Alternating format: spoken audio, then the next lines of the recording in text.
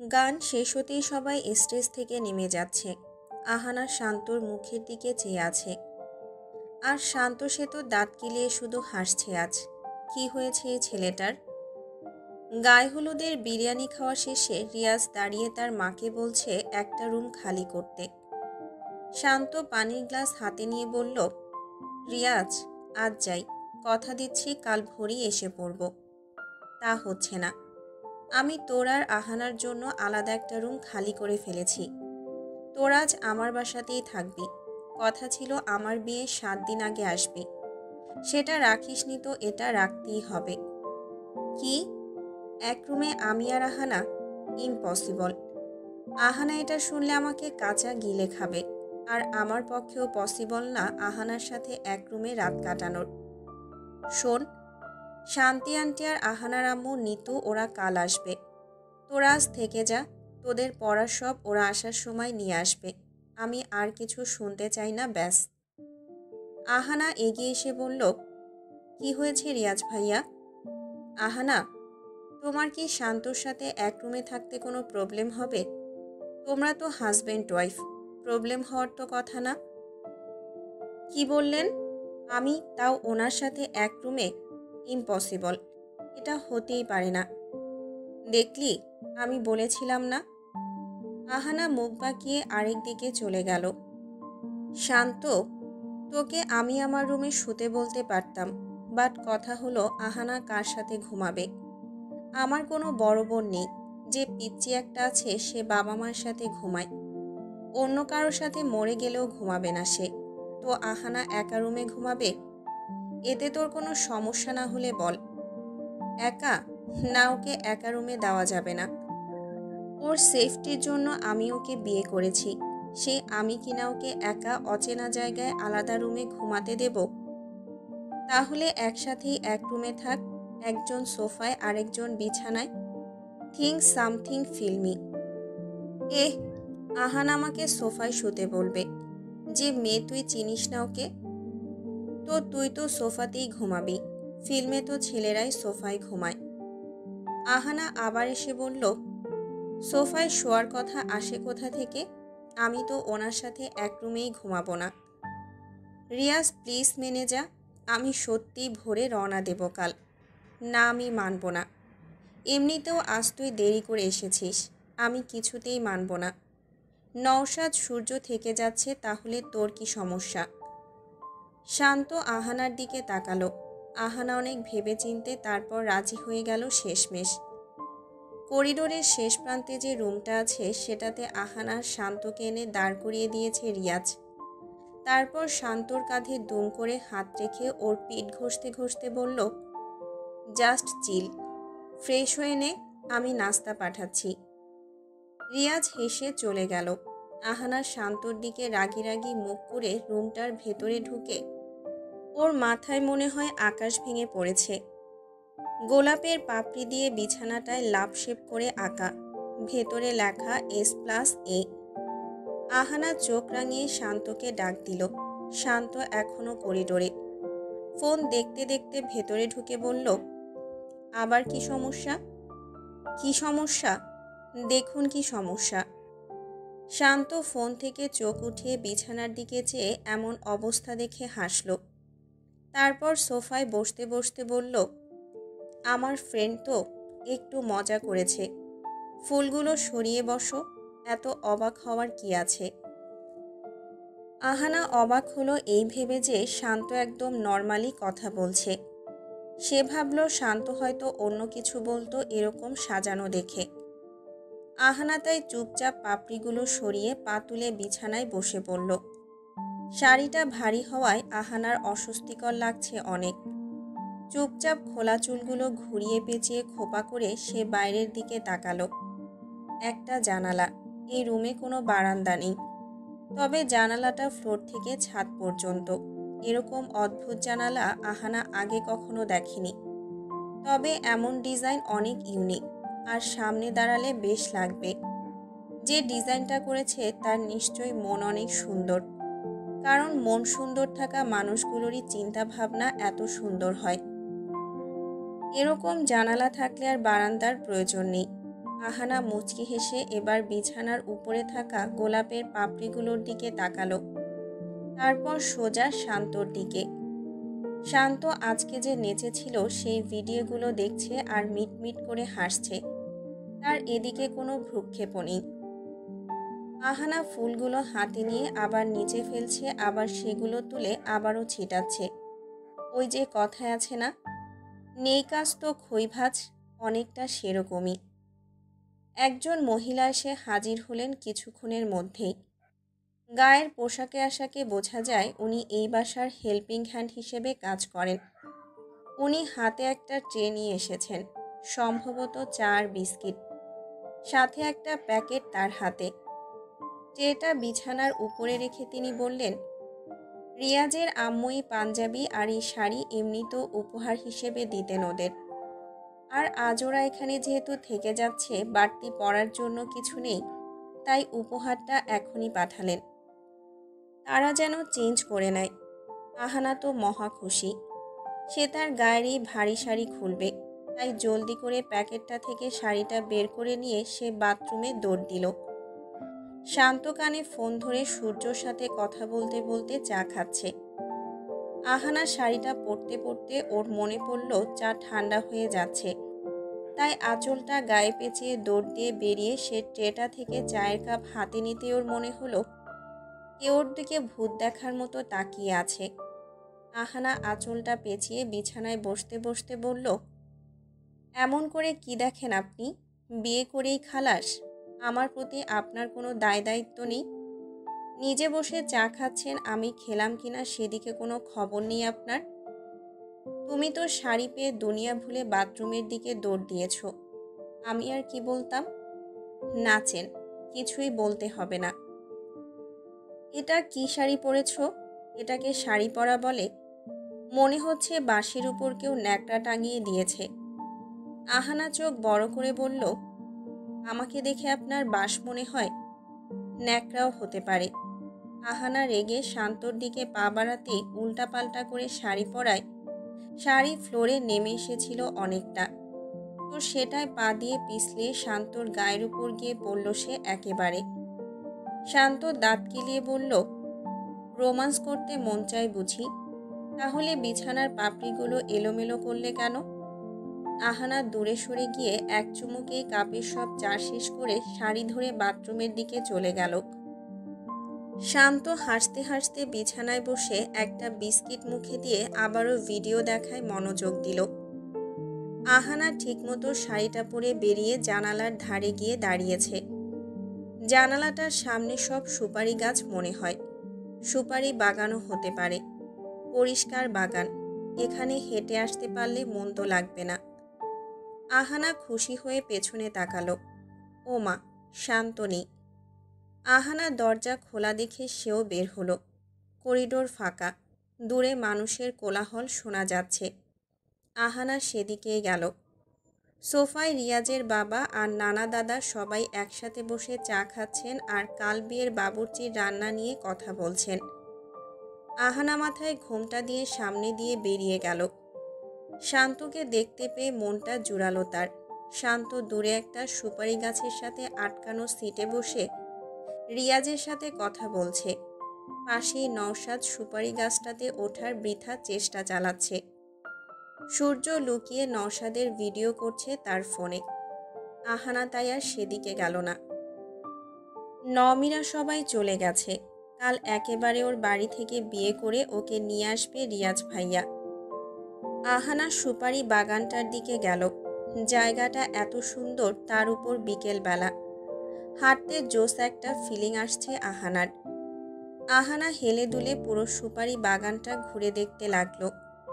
সুপারি বাগানটা যেখানে শেষ সেখানে বিরাট ঘাট দেওয়া একটা পুকুর।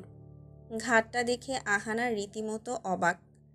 দৌড়ে ঘাটটার কাছে এসে দাঁড়ালো সে। দুপ করে বসে পুকুরটার দিকে চেয়ে রইল আহানা। পুকুরটার চারপাশে বন আর বন, ওপারে কি আছে তা বোঝা দেয়। আহানা এই ভেবে নিজের মাথা নিজে চাপড়ালো যে কয়েক মাস আগে হলে সেই পুকুরে ডুব দিয়ে মরে যাওয়ার চিন্তা করত, আর এখন জীবনটা তার পুরো বদলে গেছে। মরার প্রশ্নই আসে না এখন। আহানা দেখল পুকুরটার পশ্চিম পাশের কোণায় একটা গোলাপি রঙের পদ্ম ফুল ফুটে আছে। আহানা নিজের গায়ের দিকে একবার তাকালো। তার গায়ের শাড়িটাও সুতির গোলাপি রঙের। এখন যদি সে ফুলটা পায় তাহলে সেই মানাবে। ভাবতে ভাবতে সে ঘাট থেকে নেমে সেদিকে ছুটল। কথা হলো গিয়ে বন পেরিয়ে যেতে হবে।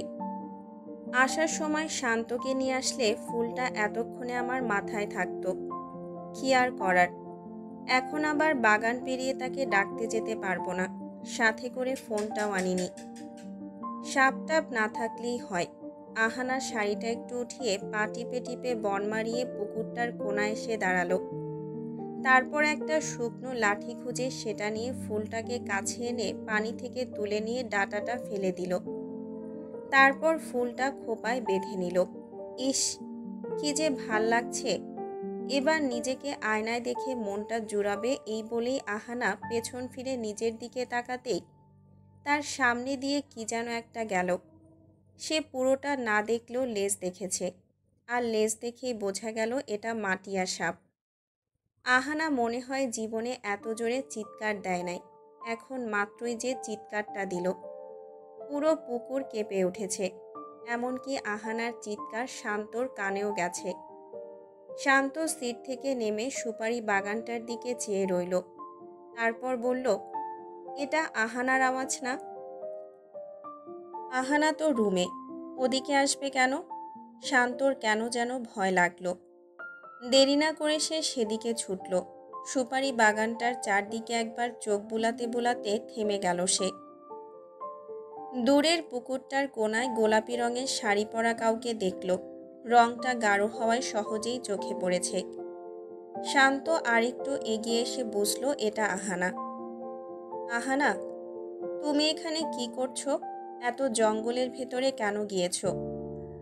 আমাকে বকা বাদ দিয়ে এখান থেকে নিয়ে যান। এখানে একটা মাটিয়া সাপ দেখেছি। আমি মরে যাব, আমাকে বাঁচান। ভালো হয়েছে। তোমাকে কে বলেছিল তো বনের ভেতর যেতে? ওয়েট, আমি আসছি। শান্ত বন পেরিয়ে আহানার কাছে এসে ওর হাত ধরে নিয়ে আসলো। কেমন হাজবেন্ড আপনি? যাক বাবা, আবার কি করলাম? আহানা কপাল কুঁচকে কিছু না বলেই বাসার দিকে চলল। এই মেয়ের মাথায় মাঝে মাঝে যে কি চলে সেটাই বুঝি না। হাত ধরে নিয়ে আসলাম আর সে বলে কেমন হাজবেন্ড আমি? ও আচ্ছা, তুমি চাইছো তোমাকে কোলে করে আনা দরকার ছিল? আহানা জিভে কামড় দিয়ে হাঁটার গতি বাড়িয়ে ছুটেছে।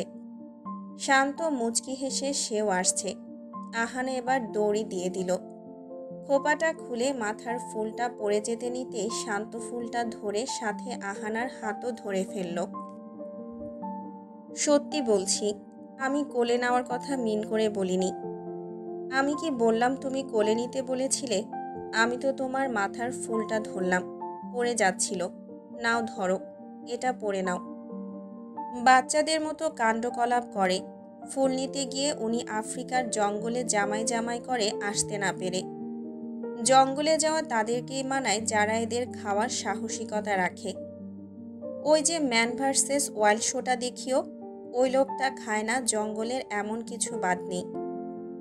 এটা আফ্রিকান জঙ্গল ছিল না, পুকুরের পাশে এরকম বন্টন থাকে। তো তাহলে চিল্লাচ্ছিলে কেন? সাপ দেখেছিলাম তাই। হয়েছে হয়েছে, এত সাফাই কেন দিচ্ছি আপনাকে? কে আপনি? আমার থেকে এত কৈফিয়ত কেনই বা নিচ্ছেন? শান্ত রেগে আহানার চুলের মুঠি টেনে ধরতেই রিয়াজের আম্মু সামনে এসে দাঁড়িয়ে পড়লেন। শান্ত জিভে কামড় দিয়ে বলল, আহানা, চুলের একটু যত্ন নাও না। কেমন উস্কো খুস্কো হয়ে আছে, মাঝে মাঝে তেলও তো লাগাতে পারো। রিয়াজের আম্মু মুচকি হেসে বললেন, শান্ত আহানা, আসো তোমরা সোফার রুমে, আমি 5 পিঠা বানিয়েছি, খেতে আসো। আহানা নিজের চুল ছাড়িয়ে ভ্রু কুঁচকে চলে গেল সেদিকে। শান্ত এগিয়ে যাওয়া ধরতেই নওশাদ সূর্য কোমরে হাত দিয়ে ওর সামনে এসে দাঁড়ালো। কি ব্যাপার, কি চাই? সত্যি করে বল তো, তুই আহানার চুল টেনে ধরেছিলি কেয়ার দেখাতে নাকি রেগে? শান্ত দাঁত কিলিয়ে যেতে যেতে বলল, দুটোই। সূর্য নওশাদের কাঁধে হাত দিয়ে চশমা ঠিক করে বলল, আহানা যেমন গরম তেলের মতন, তেমনি শান্ত শুকনো মরিচের মতন। দুটোই একসাথে হলে ফোড়নের সৃষ্টি হয়, কোনোটাই কোনোটা থেকে কম যায় না। হুম, ঠিক বলেছিস। আহানা সোফায় এসে বসতেই 2 মিনিট বাদে একজন বয়স্ক মহিলা এসে বসলেন ওর পাশে। আহানা ওনাকে সালাম দিল। সম্ভবত রিয়াজের দাদি হন উনি। উনি আহানাকে ভালো করে দেখে বললেন, তোমার আর আমার নাতি শান্তর নাকি নতুন বিয়া হইছে? আহানা মাথা নাড়িয়ে হ্যাঁ বলল। উনি চমকে বললেন, তাহলে তোমার গলায় কানে স্বর্ণ কই? নতুন বউরা এমন বেশে থাকে না তো। আহানা কি বলবে ভেবে পাচ্ছে না। শান্ত কোথা থেকে এসে ওর পাশে বসে নিজের গলার স্বর্ণের চেনটা খুলে ওকে পরিয়ে দিতে দিতে বলল, আরে দাদি, ওকে একটু বুঝান তো, ওর নাকি এসব করলে ঘুম হয় না, তাই সব খুলে রেখেছে। নেন, আমার গলারটাই পরিয়ে দিলাম। দাদি শান্তর মাথায় হাত বুলিয়ে বললেন, এভাবেই সবসময় বউয়ের পাশে ছায়া হয়ে থাকবা, কেমন? শান্ত মাথা নাড়তে নাড়তে একটা পিঠা নিয়ে মুখে দিল। সন্ধ্যার পর আহানাসি আবার বিছানায় এসে বসেছে। শান্ত সোফায় গোল হয়ে বসে তার ফোনে কি যেন কাজ করছে। মনে হয় অফিসের কোনো কাজ হবে। আহানা গম্ভীর লুক নিয়ে ওকে দেখে যাচ্ছে, আর শান্ত ভুলেও তাকাচ্ছে না আহানার দিকে। এবার আহানার ফোন বেজে উঠেছে। মায়ের কল। আহানা হ্যালো বলতেই মা একগাদা বকা শুরু করে দিয়েছেন। বকার মূল টপিক হলো একা কোথায় ঘুমাবে, কার সাথে ঘুমাবে আজ।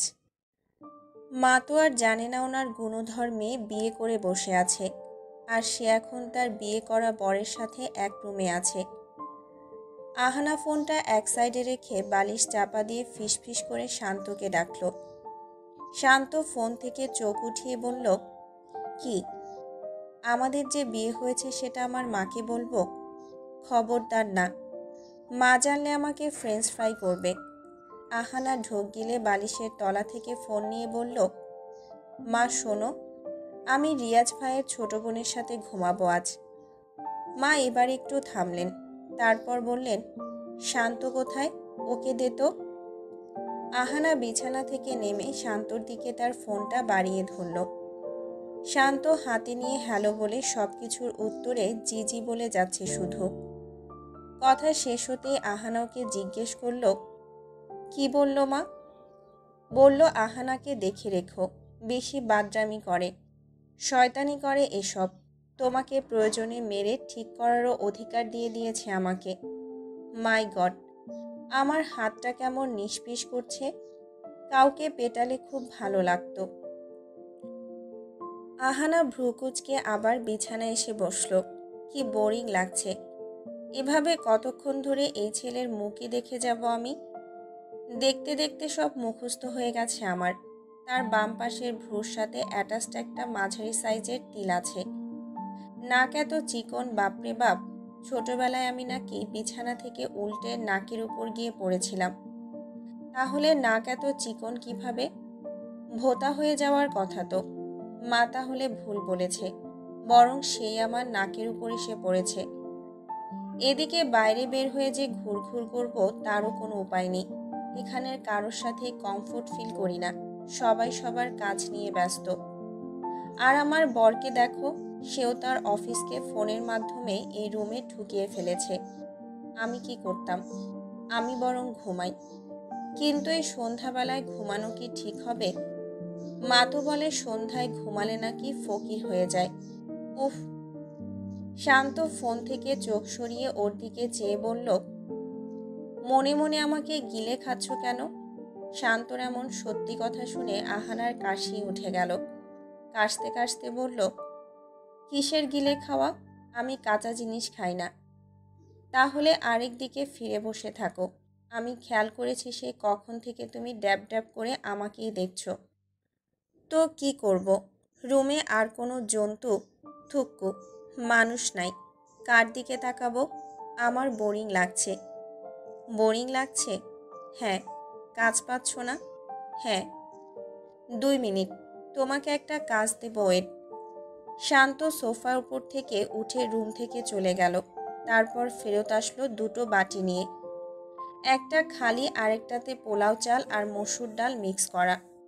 শান্ত আহানার হাতে বাটি দুটো ধরিয়ে দিয়ে বলল, নাও, বেছে বেছে খালি বাটিতে মসুর ডাল রাখো, তোমার তো কাজ নাই।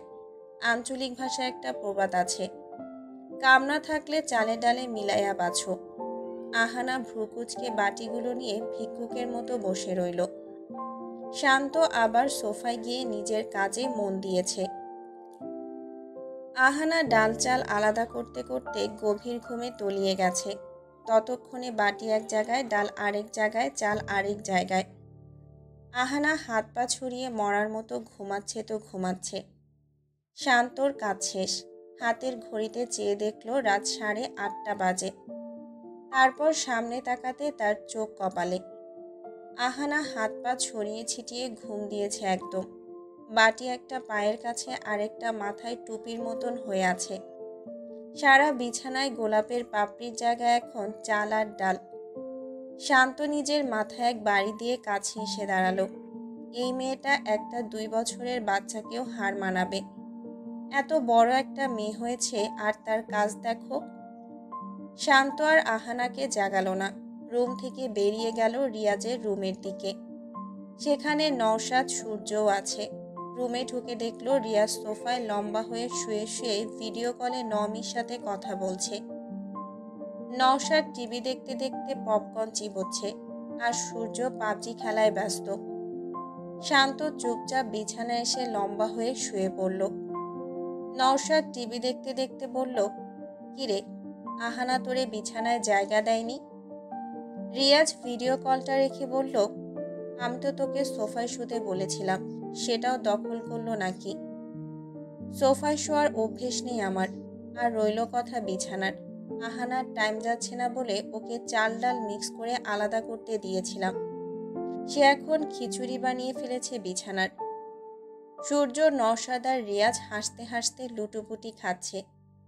শান্ত মুখ বাঁকা করে পপকর্ন মুখে দিয়ে টিভি দেখায় মন দিল। আহানা 9টা বাজার কয়েক মিনিট আগেই জেগে গেছে। বিছানার এমন অবস্থা দেখে নিজেই লজ্জা পেল। তারপর জলদি করে চাল ডাল সব বাটিতে নিয়ে বিছানা ঠিক করে মুখটা ধুয়ে এসে রুম থেকে বের হলো সে। রিয়াজ ভাইয়ার রুম থেকে চিল্লাপাল্লা শোনা যাচ্ছে। আহানা সেদিকে না গিয়ে রিয়াজের আম্মু যেখানে সেদিকেই গেল। উনি রিয়াজের দাদি আর নানিকে নিয়ে নমিকে কি কি গহনা দেবেন সেসব হিসাব করছেন। আহানা সেখানে এসে বসল।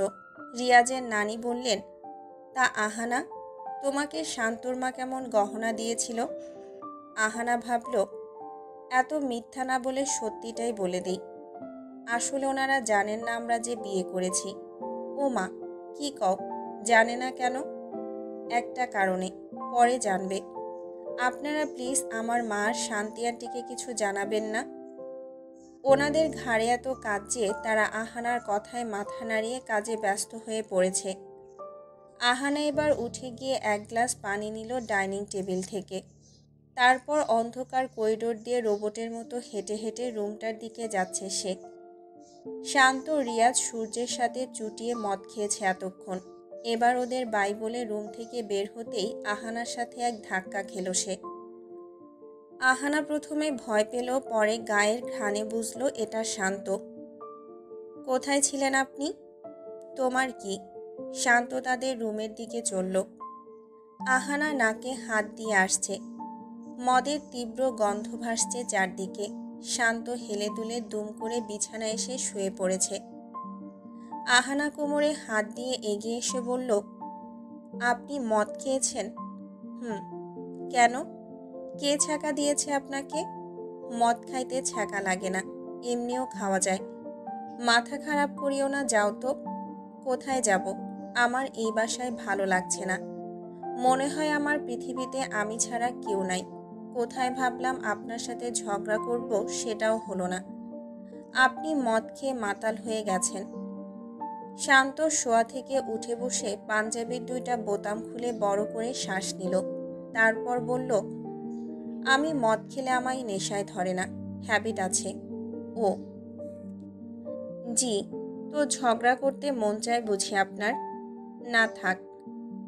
আহানা সোফায় গিয়ে বসে পানিটুকু খেয়ে চুপ করে রইল। শান্ত আবারও শুয়ে পড়েছে।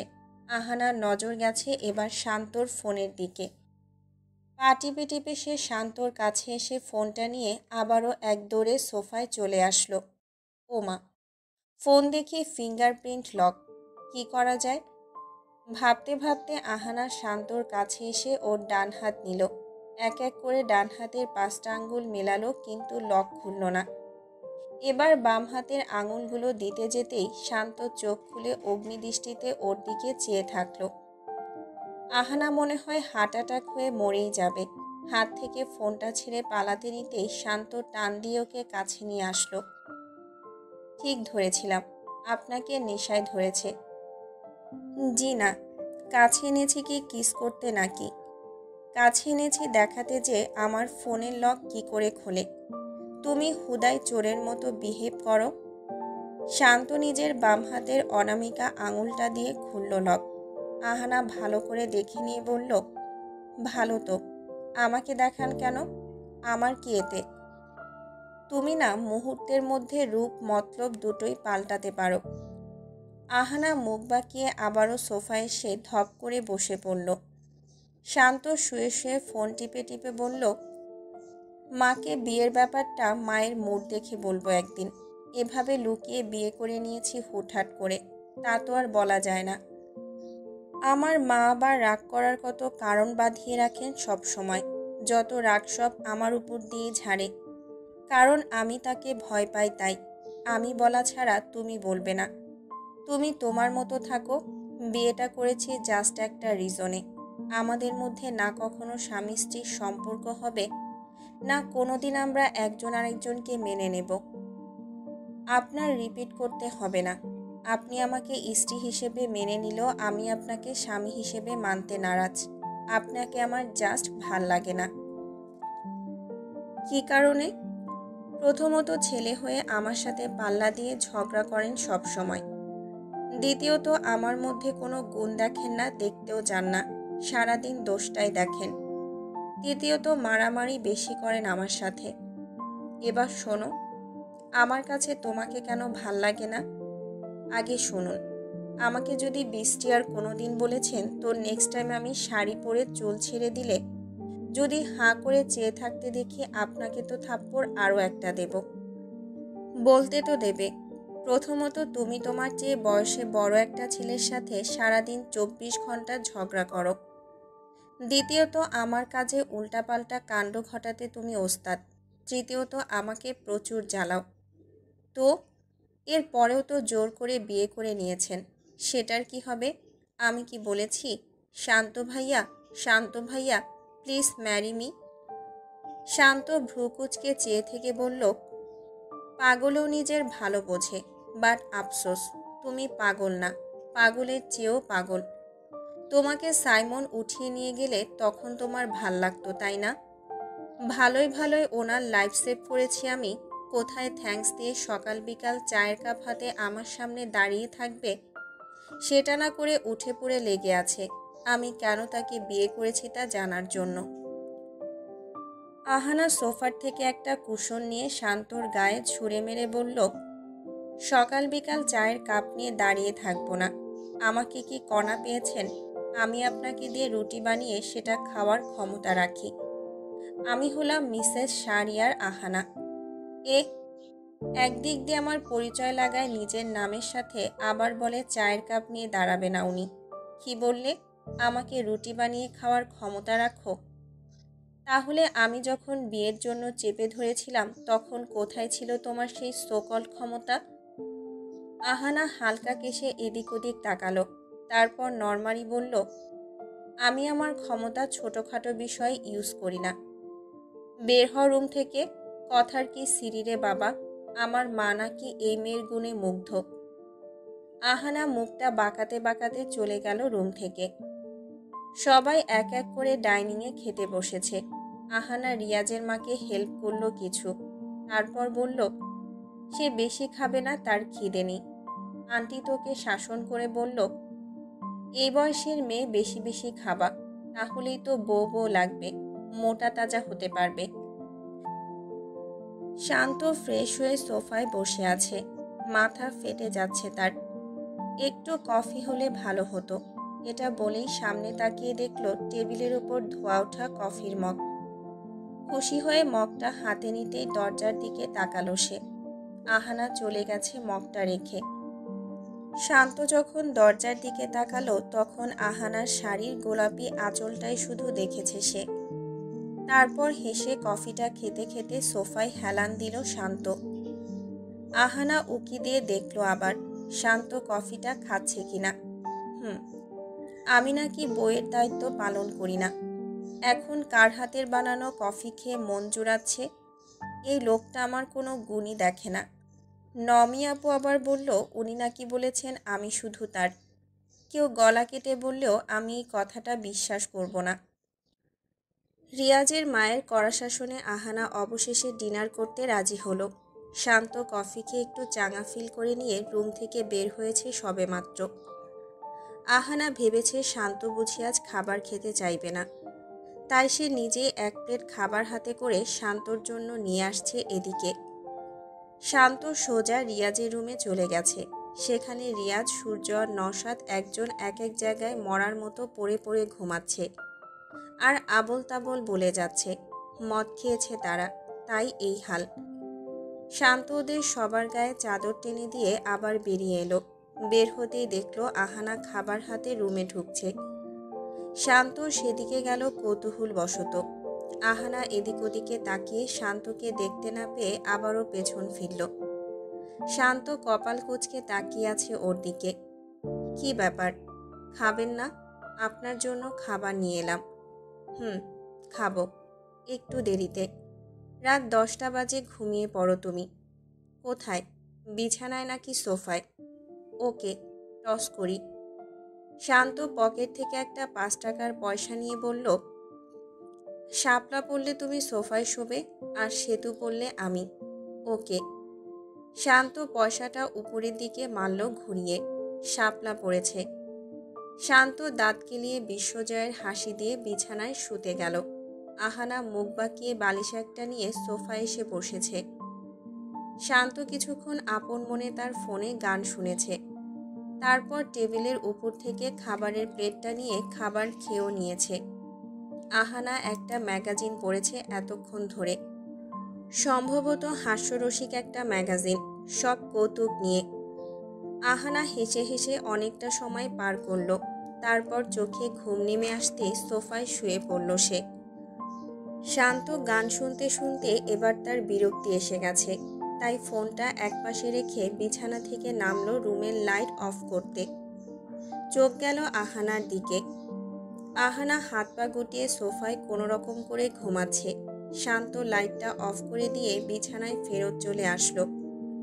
পরের দিন সকালে আহানা চোখ খুলে নিজেকে বিছানায় আবিষ্কার করেছে। পাশে শান্ত নেই, সোফাতেও নেই। কিন্তু আমি তো সোফায় ঘুমিয়েছিলাম, এখানে এলাম কি করে? আর উনি কোথায়? আহানা তড়িঘড়ি করে বিছানা থেকে নেমে ফ্রেশ হয়ে আসলো। তারপর রুম থেকে বের হতে হতে একবার ঘড়ির দিকে তাকালো সে। 8টা বাজে তখন। বিয়ে বাড়ি বলে কথা, হইচই লেগে আছে চারিদিকে। আহানা করিডোর পেরিয়ে রিয়াজের রুমের সামনে দিয়ে যাওয়ার সময় থেমে সেদিকে তাকালো একবার। শান্ত আর নওশাদ মিলে রিয়াজের বিয়ের শেরওয়ানি দেখছে আর দাম নিয়ে কথা বলছে। আহানা একটু এগিয়ে এসে বলল, এই যে শুনুন। শান্ত পেছনে তাকিয়ে ভ্রু কুঁচকাল। এই মেয়েটাকে হাজারবার মানা করার পরেও এই যে শুনুন বলবে আমাকে। আরে আমি কি ওর জামাই লাগি? ও হ্যাঁ, সত্যিই তো এখন জামাই লাগি। ভাবতে ভাবতে শান্ত দরজার কাছে এসে বলল, কি চাই? আপনি আমাকে সোফা থেকে তুলে বিছানায় এনেছেন, তাই না? আমার ঠেকা পড়েছে, তুমি নিজে এসেছো বিছানায়। মিথ্যা বলবেন না একদম। আমি নিজে কেন আসব? ঘুমের ঘোরে? আর কেন? আপনাকে বলেছিলাম না আমাকে ছোবেন না। আরে তুমি নিজে এসে শুয়েছো, আমার কি দোষ এতে? ঘুমের ঘোরে মানুষ বিছানা থেকে পড়ে যায় শুনেছিলাম, আর সোফা থেকে নেমে হেঁটে হেঁটে বিছানায় এসে শোয় এই প্রথম শুনলাম। তাই? জি তাই। আপনি আপনি খুব খারাপ। আহানা বকতে বকতে চলে গেল। শান্ত দাঁত কেলিয়েও চলে যাওয়া দেখছে। কাল রাতে সে আহানাকে তুলে বিছানায় নিয়ে এসেছিল আর নিজে গিয়ে সোফায় শুয়েছিল। কারণ আহানা ঘুমের মধ্যে কোমর ধরে বিরক্তি নিয়ে একবার এদিকে ফিরছিল আর একবার ওদিকে। বোঝাই যাচ্ছিল যে তার সোফায় শুতে কষ্ট হচ্ছে। এদিকে শান্তরও অভ্যেস নেই সোফায় শোয়ার, কিন্তু কি করবে? আহানার কষ্ট সহ্য করা যাচ্ছিল না সেই মুহূর্তে। রিয়াজের আম্মু এসে বললেন শান্তর আম্মু আর আহানার আম্মু এসে গেছে। শান্ত সেদিকে গেল জলদি করে। আহানার মা আহানাকে দেখে তো অবাক। গোলাপি শাড়ি, গলায় সোনার চেন, মাথায় ঘোমটা দিয়ে এদিক ওদিক হাঁটছে, যেন বিবাহিত সে। মা এগিয়ে এসে আহানার হাতের কনুই ধরে টেনে এক কোণায় নিয়ে গেল। আরে মা, তুমি কখন এলে? আগে বল, এমন বউ বউ সেজে হাঁটছিস কেন? মানুষ তো বলবে তুই বিবাহিত, আর তোর গলায় সোনার চেন এটা কোথায় পেলি? দেখে তো মনে হচ্ছে সোনারি। আরে এটা তো শান্তর। আহানা ঢোক গিলে বলল, আসলে আমি এটা কুড়িয়ে পেয়েছিলাম। হ্যাঁ, এটা শান্ত ভাইয়ারি। ওনাকে সকাল থেকে দেখিনি তো, তাই গলায় পরে নিয়েছি। সুন্দর লাগছে না আমাকে? হুম। কিন্তু তোর আর শান্তর হাবভাব আমার কেন জানি সন্দেহজনক মনে হচ্ছে। কি লুকাচ্ছিস তোরা বল তো? আর সত্যি করে বল, কার সাথে কাল রাতে ঘুমিয়েছিলি? আহনা মুখটা শক্ত করে বুকের ভেতর এক বালতি ভয় নিয়ে বলল, রিয়াজ ভাইয়ার বোন মুনমুনের সাথে। কই সে? আহানা কাল থেকে 2-3 বার একটা বাবু টাইপের মেয়েকে দেখেছিল, মনে হয় সেই মুনমুন। তাই বলল, দাঁড়াও, ওই তো সোফায় বসে চিপস খাচ্ছে। আচ্ছা। শান্ত রুটি মুখি দিয়ে সোফার রুমে আসতেই ওর মায়ের মুখোমুখি পড়ল। আর নিতুও সোফায় বসে আছে। রিয়াজের আম্মু তাদের চা নাস্তা দিয়ে চলে গেছেন, আর আহানার মা ওকে চেপে ধরে ফিসফিস করে কি যেন বলছে। শান্ত পালাতে গিয়েও পারল না। নিতু ডাক দিয়ে বসলো। শেষে মায়ের পাশে এসে সোফায় বসলো সে। এই তো শান্ত এসে গেছে, নে তোর গলার চেনটা খুলে ওকে দিয়ে দে। আহানা কপাল কুঁচকে চেনটা খুলে শান্তকে দিতে দিতে বলল, ধরেন ভাইয়া, আপনার চেন পড়ে গিয়েছিল, আমি কুড়িয়ে পেয়েছি। আপনার জিনিস আপনাকে ফেরত দিলাম। শান্ত আগামাথা কিছুই বুঝতে পারছে না, তাও আহানার চোখ রাঙানো দেখে চেনটা সে ফেরত নিল। আরে, আমার মেন মেহমানরা যে এসে গেছে। কথাটা বলে রিয়াজের দাদি এসে আহানার মায়ের পাশে বসলেন। শান্ত আহানাকে চোখ টিপে এদিকে আসতে বলল। আহানা তাই সুযোগ বুঝে উঠে শান্তর কাছে গিয়ে দাঁড়ালো। এই শোনো, দাদি যদি সত্যিটা বলে দেয়? আমি কি জানি? এমনি তো মা আসার পর থেকে 100টা প্রশ্ন করছে আমাকে। আপনি সত্যিটা বলে দিন প্লিজ। পাগল নাকি? আমার মায়ের মুখ দেখেছো আজ কেমন করে রেখেছে? উনি মুখ ভার করে রেখেছেন শুধুমাত্র এক কারণে, আর সেটা হলো আপনি বিয়েতে রাজি নন। এই, তোমরা দুজন কি ফিসফিস করছো? আমরাও একটু শুনি। শান্ত বলল, ওই আসলে আন্টি, রিয়াজের বিয়ে নিয়ে একটু প্ল্যান করছিলাম আর কি। শান্ত আহানার হাত ধরে সোফার রুম থেকে বেরিয়ে আসলো। যতক্ষণ ওখানে থাকবে ততক্ষণই সবার নানা রকম প্রশ্নের মুখোমুখি হতে হবে। শান্ত রিয়াজকে রেডি করতে রুমে গেছে, আর আহানা সেই আগের রুমেই বসে আছে চুপচাপ। মায়ের কাছে গিয়ে বসা যাবে না, শান্তর কড়া নিষেধ। মা আহানাকে খুঁজতে খুঁজতে সেই রুমটায় চলে আসলো। রুমে এসে তো মায়ের চোখ কপালে। সারা রুমের ফ্লোরে গোলাপের পাপড়ি ছড়াছড়ি। কিরে, তুই এই রুমে কি করিস? আর এটা তো দেখি বাসর ঘরের মতন। আহানা লাফ দিয়ে বিছানা থেকে নেমে তোতলাতে তোতলাতে বলল, ইয়ে না মানে, কোথাও বসার খালি জায়গা পাচ্ছিলাম না তো, তাই এখানে আসলাম। আমার কাছে থাকতি, চল এখান থেকে।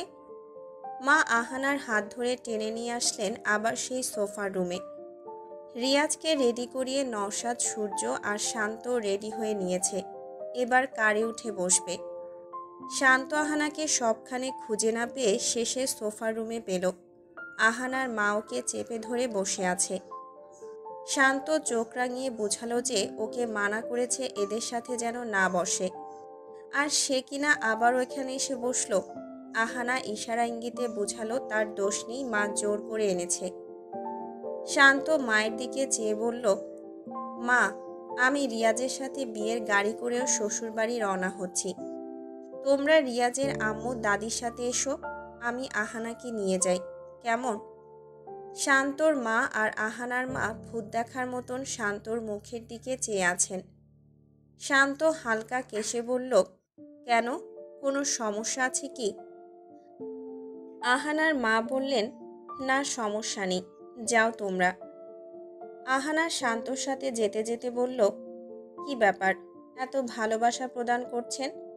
শরীর ঠিক আছে তো আপনার? আরে, আমি তোমাকে আন্টির থেকে সরিয়ে আনার জন্য বললাম, দেখো না কেমন প্রশ্ন শুরু করেছে তোমাকে। ও আচ্ছা, ভালো করেছেন।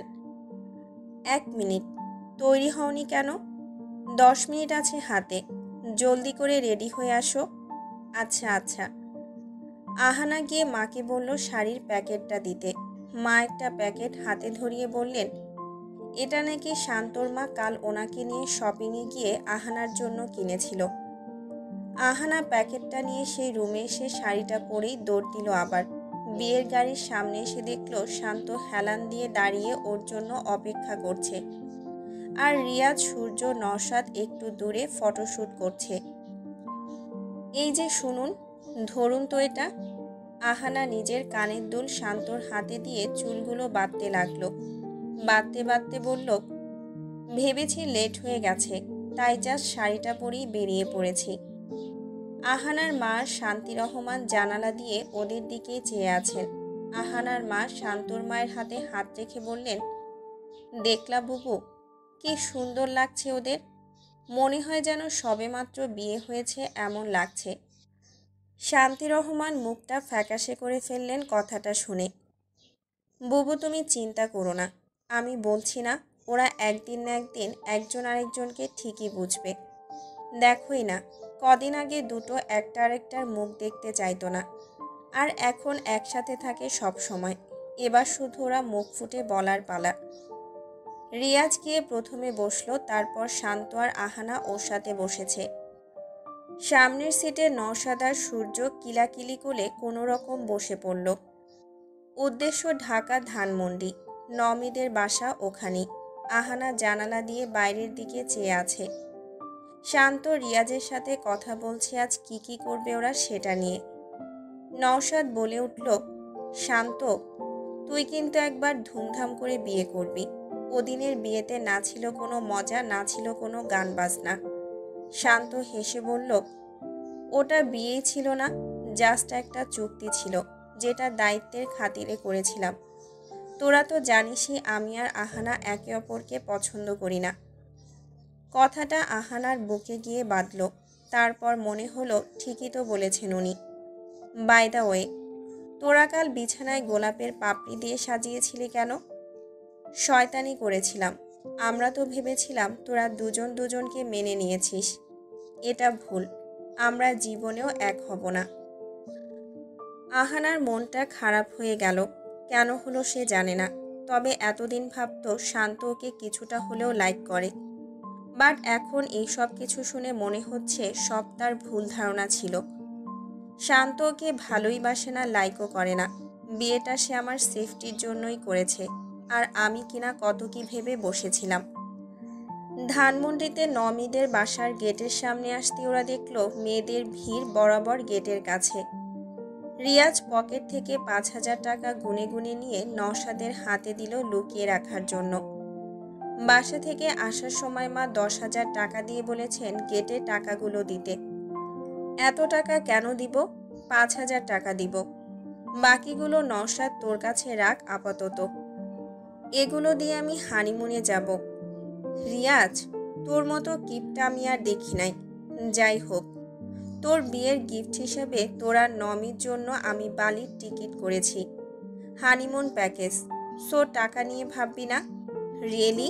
ইয়া, তুই আমার কলিজার দোস্ত রে। নওশাদ ভ্রুকুচকে বলল, শান্ত, এটা ঠিক না। আমি ওর জন্য হানিমুনের প্যাকেজ হিসেবে সাজেকের মাচাং হোটেলটায় বুকিং দিয়েছি। আরে সাজেক, আমি একসাথে দুটোই যাব কি করে? সমস্যা নেই, বালি ট্যুরে তোর যেদিন ইচ্ছা সেদিনই যেতে পারবি। আমি ডেট আনফিক্সড করে রেখেছি।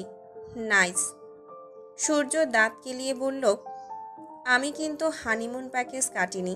আমি তোর সংসারে কিছু অ্যাক্সেসরিজ কিনেছি, ওসব গিফট দেব। গাড়ি থেকে নামার পর শান্ত খেয়াল করলো আহানা কেমন মনমরা হয়ে গেছে। মুখের হাসি উধাও হয়ে গেছে তার। কণা নমির বোনেরা মিলে গেট আটকিয়ে রেখেছে। শান্ত এসে সবার মাঝখানে দাঁড়িয়ে পাঞ্জাবির হাতাটা একটু উঠিয়ে বলল, কে আমার বেস্ট ফ্রেন্ডের থেকে টাকা নিতে চায় দেখি তাকে একটু। আহানা মন খারাপ করে সে কখন বাসার ভেতর চলে গেছে শান্তর সেদিকে খবর নেই। সে গেট সামলাতে ব্যস্ত। অনেক ঝগড়া করে শেষমেশ 5,000 টাকা দিয়ে সবাইকে থামালো শান্ত। নওশাদ আর সূর্য মিলে ভেতরে গিয়ে সবাই চেয়ার টেনে বসছে এক এক করে। শান্ত রিয়াজের সাথে স্টেজে এসে বসেছে। মেয়েরা বারবার নমিকে জিজ্ঞেস করছে শান্ত সিঙ্গেল কিনা। কণা ভ্রুকুচকে কাছে এসে বলল, শান্ত শুধু আমার, ওকে কেউ নজর দেবে না ওর দিকে। নমি ছোট বোন আরবি বলল, কিন্তু শুনেছিলাম আহানা আপুর সাথে নাকি ওনার এঙ্গেজমেন্টও হয়ে গেছে। হয়েছে তো কি, বিয়ে তো আর হয়নি। সেটা না হলেই হলো, আর সেটা হবেও না, আমি হতেও দেব না। একটা মেয়ে বলল, এই আহানাটাকে আজ এসেছে। আরবি বলল, সে আহানাকে গেট দিয়ে ঢুকতে একবার দেখেছিল, এরপর আর দেখেনি। কণা ততক্ষণে আহানাকে খুঁজতে বেরিয়ে গেছে। আহানাকে বোঝাতেই হবে যে শান্ত শুধু আমার, ওর না। ও যেন বিয়েটা ভেঙে দেয়। শান্তর এবার আহানার কথা মনে পড়ল। দেরি না করে স্টেজ থেকে নেমে সে আহানাকে খুঁজতে লাগলো। ইস, একদমই ভুলে গিয়েছিলাম আহানার কথা। কোথায় মেয়েটা?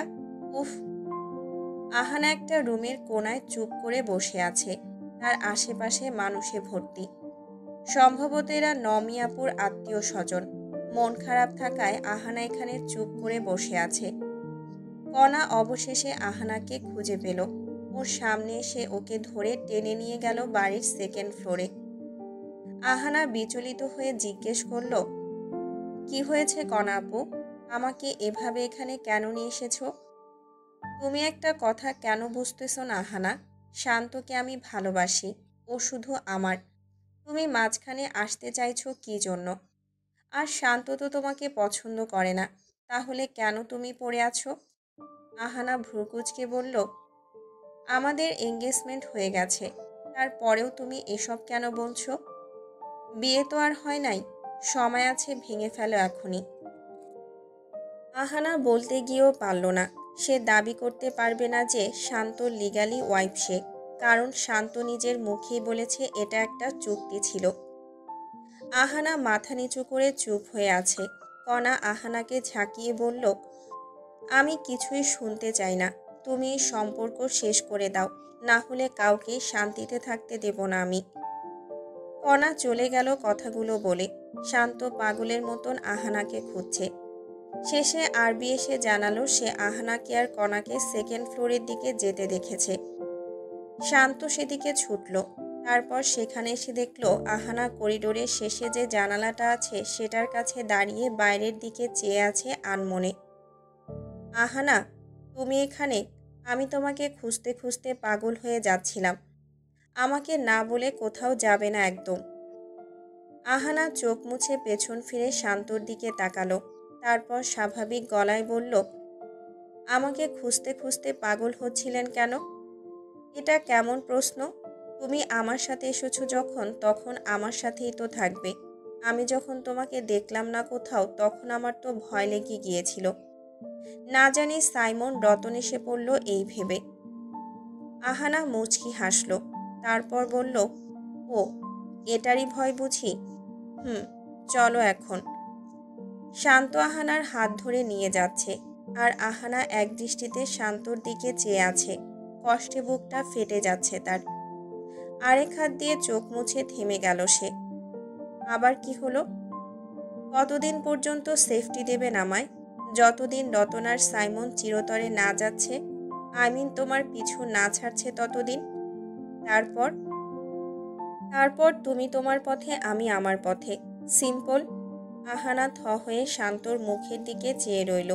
শান্ত হেসে বলল, আসলেই আহানা, আমি ভেবেছি আমি তোমাকে জোর করে বিয়ে করার আগে আমার বোঝা উচিত ছিল তোমারও তো স্বপ্ন থাকতে পারে, তোমারও তো পছন্দ থাকতে পারে। তাই আমি এই সিদ্ধান্ত নিয়েছি, এরপর তুমি তোমার মতো থাকবে। ও। শান্ত আবার গিয়ে রিয়াজের পাশে বসেছে। আহানা মন খারাপ করে সামনের সব চেয়ার রাখা ছিল ওগুলোর মধ্যে একটাতে গিয়ে বসে আছে। শান্ত যা বলেছে এসব শুনে আমার তো খুশিতে নাচার কথা। তাহলে কেন আমি কষ্ট পাচ্ছি? আমি তো ওনাকে ভালোবাসি না।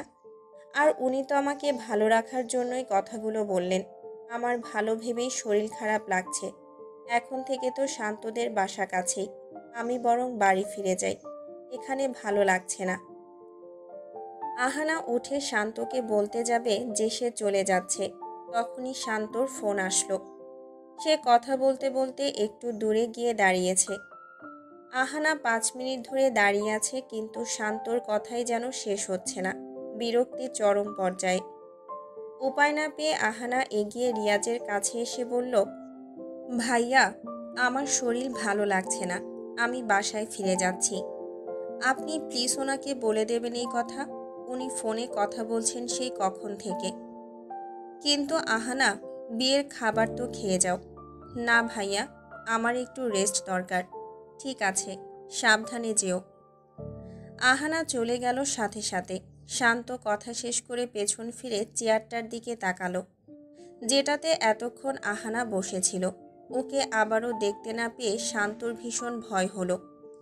ছুটে এসে এদিক ওদিক তাকালো সে। রিয়াজ নওশাদ আর সূর্যের সাথে গাড়ির সামনে দাঁড়িয়ে তোলা ফটোগুলো দেখছে। মেয়েটা গেল কই? আমি বলেছিলাম আমাকে না বলে কোথাও না যেতে, এখন আবার কই খুঁজবো তাকে? আহানা একটা সিএনজিতে উঠে বাসায় ফিরছে। কান্না পাচ্ছে খুব। একটা সময় কেঁদেও ফেলল, আর কান্না থামাতে পারল না সে। সিএনজির ড্রাইভার বারবার জিজ্ঞেস করছে আহানা কেন কাঁদছে। আহানা কিছুই বলছে না। বাসায় ফিরে দেখলো রিপা বুয়ার সাথে গল্প করছে সোফার রুমে। আহানাকে দেখে সে একটু অবাক হলো। আহানা, তুমি এত তাড়াতাড়ি চলে এলে? এমনি, শরীর ভালো লাগছিল না তাই চলে এলাম। আহানা আর কিছুই বলল না, সোজা রুমে চলে গেল। দরজাটা লাগিয়ে ফ্লোরে বসে পড়ল সে। যে লোকটাকে আমি পছন্দ করি না, আমার হাজার মানার পরেও যে আমাকে বিয়ে করেছে, যে বিয়েতে আমি খুশি ছিলাম না, আজ সেই বিয়ের পরিণতি কি হতে পারে সেটা জেনে আমার কেন এত কষ্ট হচ্ছে। আমি তো ওনাকে ভালোবাসি না, স্বামী হিসেবেও মানি না, তাহলে কেন আজ আমার এমন লাগছে? আহানার ফোন বাজছে। শান্তর কল। আহানা ধরল না। জানালার দিকে চেয়ে বসে রইল সে। শান্ত পুরো বাড়ি খুঁজেও কোথাও আহানাকে পেল না। চিন্তা হচ্ছে ওকে নিয়ে। রতন সাইমন আসেনি তো? আমি কি করব এখন? কোথায় পাবো ওকে? মুহূর্তেই চলে গেল চোখের সামনে থেকে। কি করছে, কেমন আছে, কোনো ক্ষতি হয়নি তো? এতক্ষণে আহানার মা আর শান্তর মাও এসে গেছেন সবার সাথে। আহানার আম্মু তো শান্তকে দেখে ডেকে জিজ্ঞেস করলেন আহানা কোথায়। শান্ত চুপ করে থাকলো, উত্তর দিতে পারল না। কাজের বাহানা দিয়ে সরে আসলো সে। রিপা কাজ সেরে চলে গেছে। বুয়া রাতে রান্না করে সেও চলে গেছে। বাসা পুরো খালি এখন। আহানা ফ্লোর থেকে উঠে দাঁড়িয়ে সোজা শান্ত রুমে আসলো। রুমটা খালি, আলো নিভানো। আহানা আলো জ্বালিয়ে এক কদম করে ভেতরে এসে ল্যাম্পশেডের টেবিলটার উপরে রাখা তার আর শান্তর ছোটবেলার ছবিটা হাতে নিয়ে বিছানার এক কোণে গিয়ে বসল। ছবিটা দেখে কিঞ্চিৎ হাসল সে। ছবিটায় হাত বুলিয়ে আবারও আগের জায়গায় রেখে দিল। তারপর গিয়ে শান্তর আলমারিটা খুলল। সুন্দর করে সব সাজিয়ে রাখা সেখানে। আহানা একটা পেস্ট কালারের জ্যাকেট হাতে নিল। শান্তর গায়ের গন্ধ আসতেই তার সারা শরীরে নেশা ধরে গেছে হঠাৎ করেই। জ্যাকেটটা পরে আয়নার সামনে দাঁড়িয়ে হাসল সে। একদম শান্তর মতোই লাগছে তাকে। শান্ত রিয়াজের কাছে এসে বলল যে সে আহানাকে খুঁজতে যাচ্ছে, তাকে কোথাও পাচ্ছে না। রিয়াজ অবাক হয়ে বলল, আরে, আহানা তো আমাকে বলেই গিয়েছিল তার নাকি শরীর ভালো লাগছে না, তাই সে বাড়ি ফিরে গেছে। তুই ফোনে কথা বলছিলি বলে তোকে ডিস্টার্ব করেনি। না বলে একাই বাড়ি চলে গেল। আমি মানা করলাম, শুনলই না। এবার তুইও যাবি না, খবরদার বলে দিচ্ছি। শান্ত গাল ফুলিয়ে রিয়াজের পাশে বসে থাকলো। বিকাল গড়িয়ে সন্ধ্যা হতেই এবার বউকে নিয়ে যাওয়ার পালা। শান্ত দূরে চুপ করে দাঁড়িয়ে আছে। ওর মা আর আহানার মা রিয়াজদের সাথেই যাবেন। কিছু রীতিনীতি আছে, সেসবে রিয়াজের আম্মু অনেক রিকোয়েস্ট করলেন যাতে তারা থাকে। শান্ত পথ কেটে সোজা তার বাসার দিকে যাচ্ছে। তার জানা মতে আহানা বাসায় একা, এই রিস্ক সে নিতে পারে না। রিয়াজের শত মানা সত্ত্বেও সে চলে যাচ্ছে বাসার দিকে। আহানা শান্তর একটা ছবি দেখতে দেখতেই ওর বিছানার এক কোণে শুয়ে পড়েছে। শান্ত বাসায় এসে দরজায় নক করতেই দরজা খোলা পেল। বুয়া ভাবল আহানা আছে যেহেতু, তাই সে দরজা কোনো মতে লাগিয়ে চলে গিয়েছিল। শান্তর তো বুক কেঁপে উঠেছে। এই ভর সন্ধ্যাবেলায় দরজা খোলা কেন? আহানার কিছু হয়নি তো? এক ছুটে সে আহানার রুমের দিকে চলে গেল। সেখানে আহানাকে না পেয়ে ভয় আরও বেড়ে গেল তার। এদিক ওদিক ওকে খুঁজতে খুঁজতে মনে পড়ল তার নিজের রুমেই দেখা হয়নি। এক দৌড়ে নিজের রুমে আসলো সে। এসে আহানাকে দেখতে পেয়ে কলিজা ঠান্ডা হলো তার।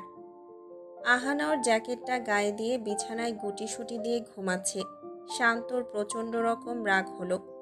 হনহনিয়ে এসে সে আহানার 2 হাত ধরে ওকে ঘুম থেকে টেনে তুলে ফেলল। আহানা চোখ ডলতে ডলতে বলতে গেল যে কি হয়েছে, তার আগেই গালে এক চড় খেয়ে তার সমস্ত ঘুম ঘুম ভাব পালিয়ে গেল। গালে হাত দিয়ে সে অসহায়ের মতন শান্তর মুখের দিকে চেয়ে আছে। শান্ত এগিয়ে এসে ওর 2 হাত ধরে ঝাঁকিয়ে ঝাঁকিয়ে বলল, কি সমস্যা তোমার? আমাকে না বলে চলে এসেছো কোন সাহসে? কতবার ফোন করেছি আমি? আমার কি কোনো অধিকার নেই তোমার প্রতি? আমার চিন্তা হয় না তোমাকে নিয়ে? যে চিন্তার জেরে তোমাকে বিয়ে পর্যন্ত করে নিয়েছি, সেখানে তুমি এরকম সাহস দেখাও? Answer me. আহানা চুপ করে তাকিয়ে আছে, কিছুই বলছে না। শান্ত রাগে মাথা ফেটে যাচ্ছে। এই মুহূর্তে আহানার এক লাইন হলেও কিছু বলা উচিত, কিন্তু তা না করে সে চুপ করে আছে। এটাতে আরও রাগ উঠছে শান্তর। কি হলো বলো? কিছু বলছো না কেন? কেন এসেছিলে তুমি? আমাকে বললে কি হতো তোমার? হাত ছাড়ুন। কেন ছাড়বো? আমার কথার উত্তর দিয়েছো তুমি। এরকম আর কত করবেন? আপনি তো বলেই দিয়েছেন রতন সাইমন চলে গেলে আপনিও সব সম্পর্ক শেষ করে দেবেন। তাহলে এসবের মানে কি? এসবের মানে কি আবার বলছো তুমি? তুমি আমার স্ত্রী, কয়েকদিনের জন্য। তুমি কি চাও আহানা? কি বোঝাতে চাও তুমি? তুমি যদি চাও আমার স্ত্রী হয়ে থাকতে, তো আমি তোমাকে সারা জীবনের জন্য আমার স্ত্রীর মর্যাদা দিতে রাজি আছি। তুমি ঠিক কি চাও সেটা বলো আমাকে। আহানা মুখ আরেক দিকে ফিরিয়ে নিয়ে বলল, আমাকে একা থাকতে দিন। না, দেব না। তোমাকে আজ সব ক্লিয়ারলি বলতেই হবে। কেন তুমি আজ আমাকে না বলে একা একাই বাসায় চলে আসলে? কেন তোমার মুখের ভাবগতি বদলে গেল হুট করেই? আমি আজ শুনতে চাই, তুমি এই বাসায় কোন সাহসে একা একা এলে? হাজবেন্ড হিসেবে তা জানার পুরো অধিকার আছে আমার। না, নেই। চুক্তির বিয়েতে আপনার কোনো অধিকার নেই আমার থেকে সব জিজ্ঞেস করার। আমি আমার মতন আছি, আমাকে আমার মতো থাকতেও দিয়েছেন আপনি। আস্থা পরিষ্কার করে বলেও দিয়েছেন। তাহলে এখন কেন স্বামীর অধিকারের প্রসঙ্গ উঠছে? আহানা, আমি নিজে থেকে বিয়েটাকে ছোট করে দেখতে চাইনি। তুমি সেদিন বিয়েতে বিন্দুমাত্র রাজি ছিলে না বলেই আমি সিদ্ধান্ত নিয়েছি। এখন তুমি এটাতেও নারাজ। তাহলে তুমি ঠিক কিসে খুশি? আপনি প্লিজ আমার হাত ছেড়ে দিন। আমার কিছুই ভালো লাগছে না। আমি একটু একা থাকতে চাই। ফাইন, চলো আমার সাথে। কথাটা বলে শান্ত আহানার শাড়ির উপরে থাকা ওর জ্যাকেটটা টেনে খুলে ওর হাত ধরে টানতে টানতে নিয়ে গেল। কোথায় নিয়ে যাচ্ছেন আমাকে? হাত ছাড়ুন। শান্ত আহানাকে নিয়ে বাসা থেকে বেরিয়ে একটা রিক্সা নিল। আহানা বারবার জিজ্ঞেস করছে কোথায় নিয়ে যাচ্ছে ওকে, কিন্তু শান্ত একটা টু শব্দও করছে না, শুধু আহানার হাতটা খুব শক্ত করে ধরে রেখেছে সে। বাসার থেকে 10 মিনিট দূরে একটা মসজিদ, সেখানে আসতেই রিক্সা থামাতে বলল শান্ত। তারপর ভাড়া দিয়ে আহানাকে টেনে নামিয়ে ওখানে দাঁড় করিয়ে মসজিদের ভেতরে চলে গেল সে। আহানা কিছুই বুঝতে পারছে না শান্ত ওকে এখানে কেন নিয়ে এসেছে। শান্ত 5 মিনিট পর বেরিয়ে এসেছে, এসে ওকে ধরে মসজিদের পাশে হুজুরের বাড়ির দিকে নিয়ে গেল। আপনি একটু বলবেন আপনি আমাকে কোথায় নিয়ে যাচ্ছেন? শান্ত হাঁটতে হাঁটতে বলল, একটা কাজ বাকি ছিল সেটা পূরণ করতে। হুজুরের বাসায় ঢুকে শান্ত আহানাকে সোফায় বসিয়ে দিল। তারপর ওর মাথায় ঘোমটা টেনে দিয়ে ওর পাশে নিজেও বসে পড়ল। হুজুর চেয়ার টেনে বসেছেন ততক্ষণে। আহানা শান্তর দিকে তাকাচ্ছে, আবার হুজুরের দিকে তাকাচ্ছে। হুজুর দোয়া পড়া শুরু করলেন ইতিমধ্যেই। এবার আহানা বুঝতে পারল এখানে ঠিক কি হচ্ছে। এখানে তাদের বিয়ে হচ্ছে। শান্ত আহানার দিকে অবাক চোখে তাকালো। শান্ত শুধু কিছু কথা বলল আহানার চাহনি দেখে, আর সেটা হলো, যেটা নিয়ে তোমার ভয়, যেটার জন্য তুমি না বলে একা বাড়ি ফিরলে, যেটার জন্য তোমার মন খারাপ ছিল, সেই ভয়টা আমি এখন দূর করব। ধর্মমতে তোমাকে বিয়ে করব। শান্ত কাগজে আহানার বাবার আর মায়ের নাম লিখে দিল, সাথে নিজেরটারও লিখল। তারপর হুজুরের হাতে কাগজটা দিল সে। হুজুর শেষে বললেন শান্তকে কবুল বলতে। শান্ত বলল। এবার আহানাকে বলতে বললেন তিনি। আহানা শান্তর দিকে একদৃষ্টিতে তাকিয়ে আছে। খুশি হবে নাকি কাঁদবে, সে কি চেয়েছিল সে নিজেও জানে না। হুজুর আবারও বললেন কবুল বলতে। আহানা নিচের দিকে তাকিয়ে 3বার কবুল বলেই দিল। আলহামদুলিল্লাহ। শান্ত হুজুরের সাথে দূরে দাঁড়িয়ে কথা বলছে, আর আহানা দেয়ালে পিঠ ঠেকিয়ে রোবটের মতন চেয়ে আছে শান্তর দিকে। মুহূর্তে কি থেকে কি হয়ে গেল। তার সামান্য মন খারাপ থেকে যে আজ এত বড় একটা ঘটনা ঘটিয়ে দেবে তার কল্পনার বাইরে ছিল এটা।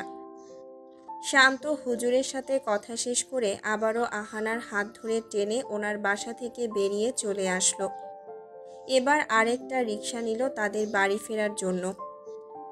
আহানা শান্তর মুখের দিকে তাকিয়ে আছে এখনো। শান্ত সামনের জ্যামের দিকে চেয়ে থেকে বলল, বিয়ে তো সব রীতিতেই হয়ে গেছে, তোমার আর কোনো ভয় থাকার কথা না নিশ্চয়ই? দেনমোহরে এমন একটা অ্যামাউন্ট লিখেছি, তুমি চাইলেও আমি তোমাকে ছাড়তে পারবো না মিস আহানা। Sorry, Mrs আহানা। আহানা মুখটা সরিয়ে আরেক দিকে ফিরে তাকালো। 10-12 মিনিটেই তারা বাসায় চলে এসেছে। আহানা রোবটের মতো হেঁটে তার রুমের দিকে যাওয়া ধরতেই শান্তর হাতের কবজি ধরে ওকে আটকে ফেলল। আহানা ওর দিকে জিজ্ঞাসু চোখে চেয়ে আছে, মুখ দিয়ে তার কোনো কথাই বের হচ্ছে না। শান্ত স্বাভাবিক গলায় বলল, আজ থেকে তুমি আমার সাথে আমার বিছানায় ঘুমাবে, আমার রুমেই থাকবে। আহানা হাত ছাড়িয়ে নিয়ে বলল, আমি এটা চাইনি। শান্তর মেজাজ গেল বিগড়ে। রেগে দরজায় একটা ঘুষি মেরে আহানাকে জাপটে ধরে কাছে নিয়ে আসলো সে। চিৎকার করে বলল, কি চাও তুমি তাহলে? আহানার চোখের পানি টপ টপ করে পড়ছে, তার মুখ দিয়ে কথা বের হচ্ছে না আর। শান্ত আহানার কোনো উত্তর না পেয়ে ওকে টেনে নিজের রুমে নিয়ে আসলো। তারপর বিছানায় ছুঁড়ে ফেলে বলল, আমি যেটা বলবো সেটাই হবে। এখন থেকে তুমি সেই সব কিছু করবে যা একজন স্ত্রীর দায়িত্ব। কথাটা বলে শান্ত নিজের আলমারি খুলে একটা টি শার্ট নিয়ে বাথরুমে চলে গেল। আহানা চোখের পানি মুছে চুপ করে আছে। তারপর পা তুলে বিছানার মাঝখানে গিয়ে গোল হয়ে বসল সে। মনে হচ্ছে শান্তকে ভয় লাগছে তার। তার কথা না শুনলে আরেকটা চড় খেতে হবে এখন, তাহলে সমান সমান হবে। সেও শান্তকে 2টো চড় দিয়েছিল, আর শান্ত না না, সমান সমান হতে দেওয়া যাবে না কিছুতেই। রাত 8টা বেজে গেছে। পুরো বাড়ি খালি অন্ধকার নেমে এসেছে। এই প্রথম সে আর শান্ত এত একা একা একসাথে এক বাসায় যেখানে কেউ নেই। আহানার ভয় করে না, কারণ সে শান্তকে চেনে। শান্ত ওর সাথে এসব নিয়ে জোর জবরদস্তি করবে না। তারপরেও একসাথে এক রুমে এক বিছানায় থাকতে কেমন যেন লাগছে। কাল একসাথে এক রুমে ছিল তারা, কিন্তু সেটা সোফায়ার বিছানায় ছিল। এখন তো এক বিছানায়। আহানার গা গুলিয়ে আসছে শুধু। ভাবতে ভাবতেই শান্তকে দেখতে পেল সে। শান্ত গায়ের পাঞ্জাবিটা বদল করে টি শার্টটা পরে এসেছে। চোখে মুখে রাগের ছাপ। রাগ এখনো কমেনি তার। আহানার দিকে না তাকিয়ে তার ল্যাপটপটা খুঁজে সেটা নিয়ে বারান্দায় চলে গেল সে। তারপর বিনবাগে বসে কাজ শুরু করে দিল। আহানা ওর দিকে চেয়ে আছে। এরকম 10 মিনিট চেয়ে থেকে আহানার মাথাটাই ব্যথা হয়ে গেছে। বিছানা থেকে নেমে সে রুম থেকে চলে গেল সোজা নিজের রুমে। নিজের একটা 3 পিস বের করে সেটা পরে আসলো। তারপর গেল রান্নাঘরে। বুয়া সব রেঁধে তারপর চলে গেছে। ইলিশ মাছের আইটেমই বেশি। আহানা ভ্রুকুচকে খুঁজতে খুঁজতে চিকেনও পেল, তাই সেটা দিয়ে পেট পুড়ে ভাত খেলো সে। সকালে যে ওই বাড়িতে নাস্তা করেছিল আর কিছুই মুখে দেওয়া হয়নি, তাই এখন পেটুকের মতো খেলো। তারপর মুখ মুছে চা বসালো। চা খেলে মাথা ধরাটা কেটে যাবে, সারাদিনের ক্লান্তিও যাবে। শান্ত বাসায় ঢুকে দরজা লক করে চাবি পকেটে রেখেছে। এই আহানাকে একটুও বিশ্বাস নেই। একটা পাগল মেয়ে, যদি আবার বেরিয়ে যায়। আহানা চায়ের কাপ দুটো হাতে নিয়ে শান্ত রুমের দিকে চলল। শান্ত মাথা টিপতে টিপতে কাজ করছে। আহানা কাছে এসে বারান্দায় থাকা টি টেবিলের উপর চায়ের কাপ রেখে আবার বিছানায় ফেরত আসলো। নিজের চা খেতে খেতে টিভি অন করলো সে। কার্টুনের চ্যানেলে একটা বালিশ কোলে রেখে কার্টুন দেখায় মনোযোগ দিল এবার। তার 2 বার বিয়ে হয়েছে এই লোকটার সাথে, যে ল্যাপটপ দেখতে দেখতে তার বানানো চা খাচ্ছে এখন। অথচ আমার কি কপাল, এই 2 বিয়েতে একবারও বাসরাত হয়নি। অবশ্য আমারও মত নেই, আর ওনার তো একদমই না। বাসরাত নিয়ে কত স্বপ্ন বুনেছিলাম আমি। আসলে যারা বেশি স্বপ্ন দেখে তাদের সাথে এমনটাই হয়। আমি তার প্রমাণ। বাসর না করি একটু গল্প গুজব তো করতেই পারি। না, সেটাও না। বরং এখন 2 লাইন বললে ঝাড়ি খেতে হবে উল্টো। যা হয়েছে তার সব দোষটা ওই কণার। আমার শান্ত করে মাথা খাচ্ছিল আমার। বেশ হয়েছে, উনি আমাকে আবারও বিয়ে করেছে। এবার ওই কণা মেয়েটার কিছু করতে পারবে না। আর একদিন আমাকে ধরে যদি কিছু বলে তো বলবো 2 বার বিয়ে করেছি। এখন থেকে এটা আমার শান্ত, আমার শান্ত, আমার আমার। আহানা হেসে দিল। পরে শান্তর মুখের দিকে তাকাতেই তার হাসি উধাও। আমার শান্ত না, এমনি। সে আমার শুধু স্বামী, আর কিছু না। তাও আমি আজ অনেক খুশি। আমাকে আর ছাড়তে পারবেন না উনি। ওই কণা আমাকে ওনার থেকে আলাদা করতেও পারবে না কোনো দিন। ওইবার বিয়েতে এত কেঁদেছিলাম কষ্টে, আর এবারের বিয়েতে খুশিতে মন চাঙা হয়ে গেছে। আমার সামান্য মন খারাপ আর রাগ করে বাড়ি ফেরাতে এত বড় সারপ্রাইজ পাবো জানলে ডেইলি এমনটাই করতাম। এই, তুমি আমার বিছানায় বসে কি ভাবতে ভাবতে হাত পা এমন নাচাচ্ছ? একটু যদি চা ফালাইছো আমার বিছানায় তো খবর আছে তোমার। আহানা মুচকি হেসে বলল, কেন, কি করবেন? আবার বিয়ে করবেন বুঝি? শান্ত কাছ থেকে মন উঠিয়ে অবাক হয়ে আহানার দিকে তাকিয়ে রইল কিছুক্ষণ। কি বলল মেয়েটা? সে কি খুশি হয়েছে আজকে করা আমার এই কাজে? না হলে এটা বলল কেন? আহানা চায়ের কাপ রেখে শান্তর বিছানার চাদর টেনে শুয়ে পড়েছে। সাথে সাথে চোখে রাজ্যের ঘুম এসে গেল তার। এদিকে শান্তর ফোনে বারবার আহানার মায়ের কল আসছে। শান্ত রিসিভ করে বলল, আহানা রূপাদের বাসায় গেছে, রূপা অসুস্থ। কোনো রকম এটা বুঝিয়ে দিল সে। আহানার মা তাই আর কিছুই বললেন না। শান্ত ফোন রেখে আবারও কাজে মন দিল। একেবারে রাতের 1টায় কাজ শেষ করে তারপর উঠেছে সে। কোমর ঘষতে ঘষতে ল্যাপটপটা নিয়ে ওয়ার্ড্রোপের উপরে রেখে একটা মলম নিয়ে আহানার দিকে তাকালো। আহানা সুন্দর করে চাদর মুড়িয়ে বিছানার এক কোণে ঘুমিয়ে পড়েছে। শান্ত 2 মিনিট ধরে ওর ঘুম দেখল। তারপর ভ্রুকুচকে এগিয়ে এসে আহানার হাত ধরে টেনে ওকে তুলে ফেলল। আহানা চোখ ডলতে ডলতে বলল, আমি ঘুমালে আপনাকে কেউ খোঁচায়? সুন্দর করে নাম ধরেও তো ডাকতে পারেন, এভাবে হাত ধরে টেনে তোলেন কেন আপনি? আমার কোমর ব্যথা হয়ে গেছে, একটু মলম লাগিয়ে দাও। এটার জন্য তুলেছেন আমায়? বউ হও না তুমি আমার? স্বামীর সেবা করো ঠিক করে। শান্ত টি শার্টটা একটু উঠিয়ে সামনের দিকে মুখ করে আহানার পাশে এসে বসল। আহানা চোখ ডলা শেষ করে মলমটা নিয়ে লাগিয়ে দিচ্ছে শান্তর কোমরে। লাগানো শেষে শান্ত এবার আহানার হাত ধরে টেনে ওকে বিছানা থেকে নামালো। আবার কি? ডিনার করিনি আমি, সেই খেয়াল আছে তোমার? যাও খাবার নিয়ে আসো আমার জন্য। আহানা মাথার চুল টানতে টানতে রান্নাঘরের দিকে গেল। তারপর খাবার নিতে নিতে বলল, ইলিশ মাছ খান? শান্ত তখন সোফার রুমে এসে বসেছে। আহানার কথা শুনে সামান্য হেসে বলল, ইলিশ থাকলে জাস্ট ইলিশই দাও। আহানা ইলিশ প্লেটে নিতে নিতে বলল, কি ছেলে রে বাবা, ইলিশ মাছ কেমনে খায়? আমি তো একটুও খেতে পারি না। শান্তর সামনে খাবারের প্লেট রেখে আহানা গালে হাত দিয়ে বসে আছে সোফার উপর। শান্ত খেতে খেতে গভীর মনোযোগ দিয়ে টিভি দেখছে। আহানা হাই তুলতে তুলতে শেষমেশ ঘুমিয়ে গেল সোফার উপর। পরের দিন যখন চোখ খুলল তখন আবারও নিজেকে শান্ত রুমে শান্তর পাশে শান্তর বিছানায় আবিষ্কার করল। লাফ দিয়ে উঠে বসল সে।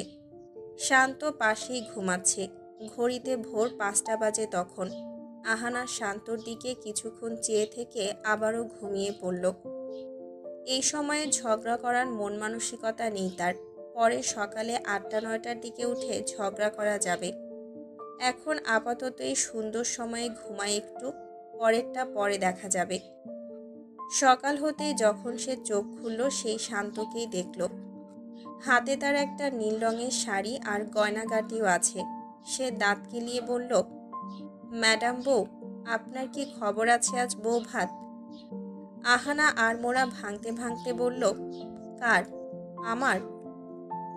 শান্ত হেসে ফেলল। তারপর বলল, জি না, রিয়াজ আর নমির। এখন উঠে জলদি করে তৈরি হয়ে নাও, লেট হয়ে যাবে। তোমার আম্মু বারবার ফোন করে তোমার কথাই জিজ্ঞেস করছে। আমি একবার বলেছি তুমি বাথরুমে, আবার বলেছি রূপার মাথায় পট্টি দিচ্ছ। আর কি বলবো? আহানা ভ্রুকুচকে উঠে বসল। তারপর শান্তর হাত থেকে শাড়িটা নিয়ে বাথরুমে যেতে যেতে বলল, এই শাড়িটা কই পেলেন? আম্মুর আলমারি থেকে এনেছি। এই সময়ে শাড়ি পাবো কই? আন্টি তো আমার গায়ে শাড়ি দেখলে চিনে ফেলবে, তখন কি হবে? আরে আমি কিছু একটা বলে বুঝিয়ে দেব, সমস্যা নেই। আহানা 15 মিনিট বাদে তৈরি হয়ে এসে দেখল শান্ত রেডি হয়ে গেছে ততক্ষণে। চলুন যাই, নাস্তা তো করবা, যাত্রামোড়া যেতে এখনও অনেক দেরি আছে। কই নাস্তা? কে বানালো? বুয়া বানিয়ে দিয়ে গেছে। আসো খেতে আসো। আর শোনো, আজ আমি মাকে বলবো আমাদের বিয়ের কথা। কি জন্য? আপনি না বললেন মুডের উপর ডিপেন্ড করে বলবেন? আরে আজ মায়ের মুড ভালো থাকবে আমি জানি, আর আজই সবটা জানাবো তাকে। বুবু, আমার মনে হয় এদের এক করার জন্য আমাদের কিছু একটা করতে হবে, যাতে করে দুজনেই হিট খায়, তারপর মিল হবে। শান্তি রহমান হাত নাড়িয়ে বুঝালেন তিনি কথাটা শুনতে চান। তাহলে শোনো আমার পরিকল্পনাটা। আহানার শান্ত চুপচাপ হয়ে আছে। কারে একসাথে বসেছে প্রায় 1 ঘন্টা হতে চলল, আর ওরা একটাও কথা বলেনি দুজনে। যেন প্রয়োজন হলেই কথা বলবে তারা, এমনি এমনি বলবে না।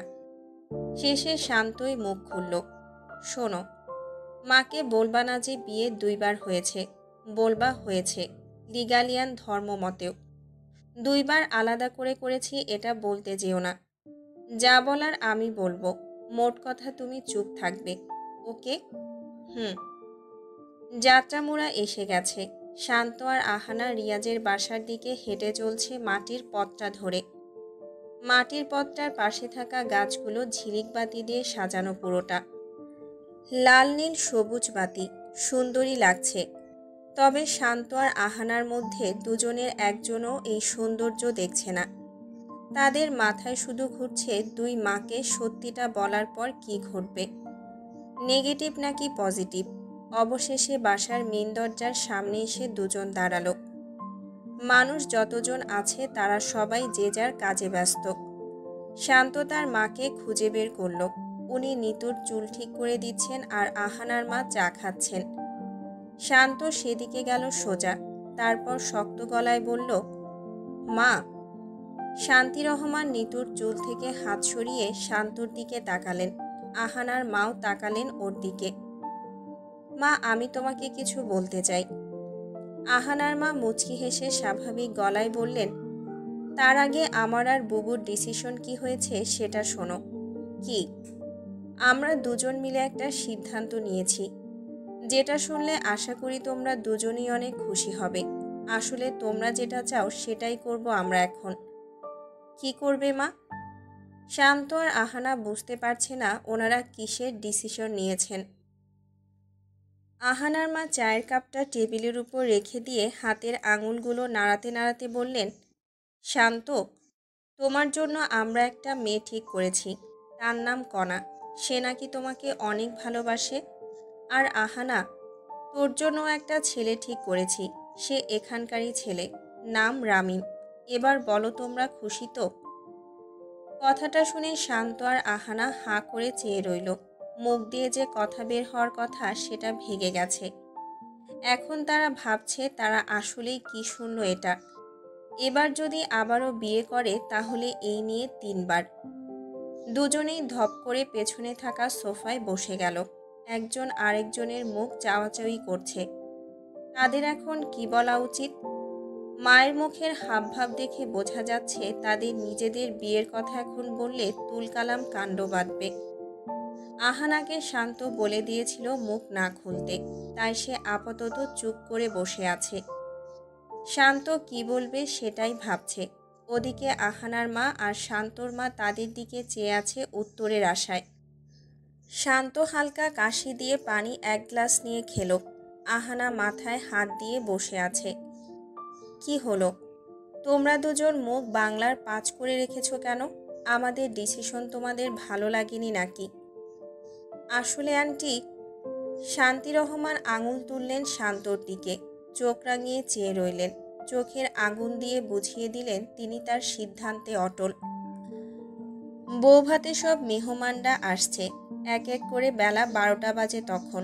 দূরের একটা মাঝারি সাইজের নারকেল গাছের সাথে আহানার শান্ত হেলান দিয়ে দাঁড়িয়ে আছে বিরহ লোক নিয়ে। কিসের বিরহ? 2 বার বিয়ে করে আবার বিয়ে করার বিরহ? আহানা দুম করে শান্তর গায়ে কিল বসিয়ে দিয়ে বলল, খুব তো ঢ্যাং ঢ্যাং করে আমাকে জোর করে 2 বার বিয়ে করেছিলেন, তো এখন এত চুপ কেন আপনি? আমি কি বলবো? মায়ের মুখ দেখনি কেমন আঙুল তুলেছিল। এর ভেতরে যদি শুনে পালিয়ে বিয়ে করেছি তো রেগে আজীবনের জন্য আমার মুখও দেখবে না উনি। তাহলে এখন কি করব? বিয়ে করব আবার? চুপ থাকো একটু প্লিজ, আমাকে ভাবতে দাও। পারলে মায়ের মুডটা ঠিক করো একটু। আজব, আমি কি করব এখন? আন্টি ভাববে এতদিন তার ছেলেকে বিয়ে করতে চায়নি, এখন তার ছেলের জন্য মেয়ে খুঁজে পাওয়ায় সংসার ভাঙতে যাচ্ছি। তুমি এক কাজ করো, আমার মাথায় একটা বাড়ি দাও। আমি কিছু জানি না। আপনি ওই কণাকে কিছুতেই বিয়ে করতে পারবেন না, ব্যাস। মনে রাখবেন, আমাকে 2 বার বিয়ে করেছেন। উফ, এর ভেতরে আরেক টপিক আনো কেন? কে বিয়ে করবে?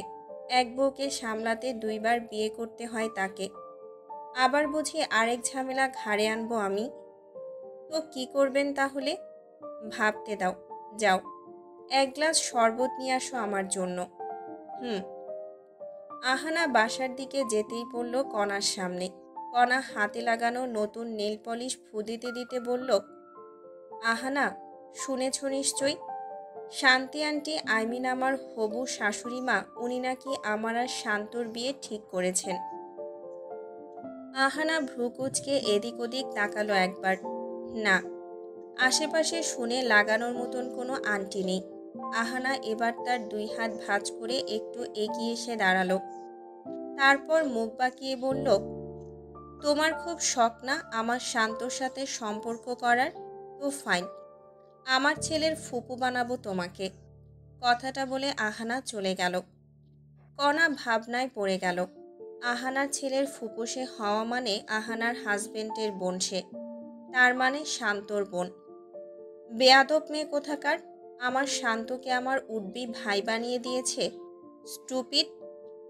আহানার শরবত এক গ্লাস নিয়ে আবারও শান্তর দিকে যেতে নিতেই মা ওর হাত ধরে আটকে ফেলল। আহানা, সত্যি করে বলতো, শান্তর কণা মেয়েটার সাথে বিয়ে ঠিক শুনে তোর কি একটু খারাপ লাগছে না? তুই কি কিছুই বলতে চাস না? তুই ওই রামিম ছেলেটাকে বিয়ে করে নিবি? আহানা চুপ করে আছে, কিছুই বলছে না। মা ওর হাত থেকে শরবতের গ্লাসটা নিয়ে নিল। তারপর বলল, এটা নিশ্চয়ই শান্তর জন্য। নিবি না?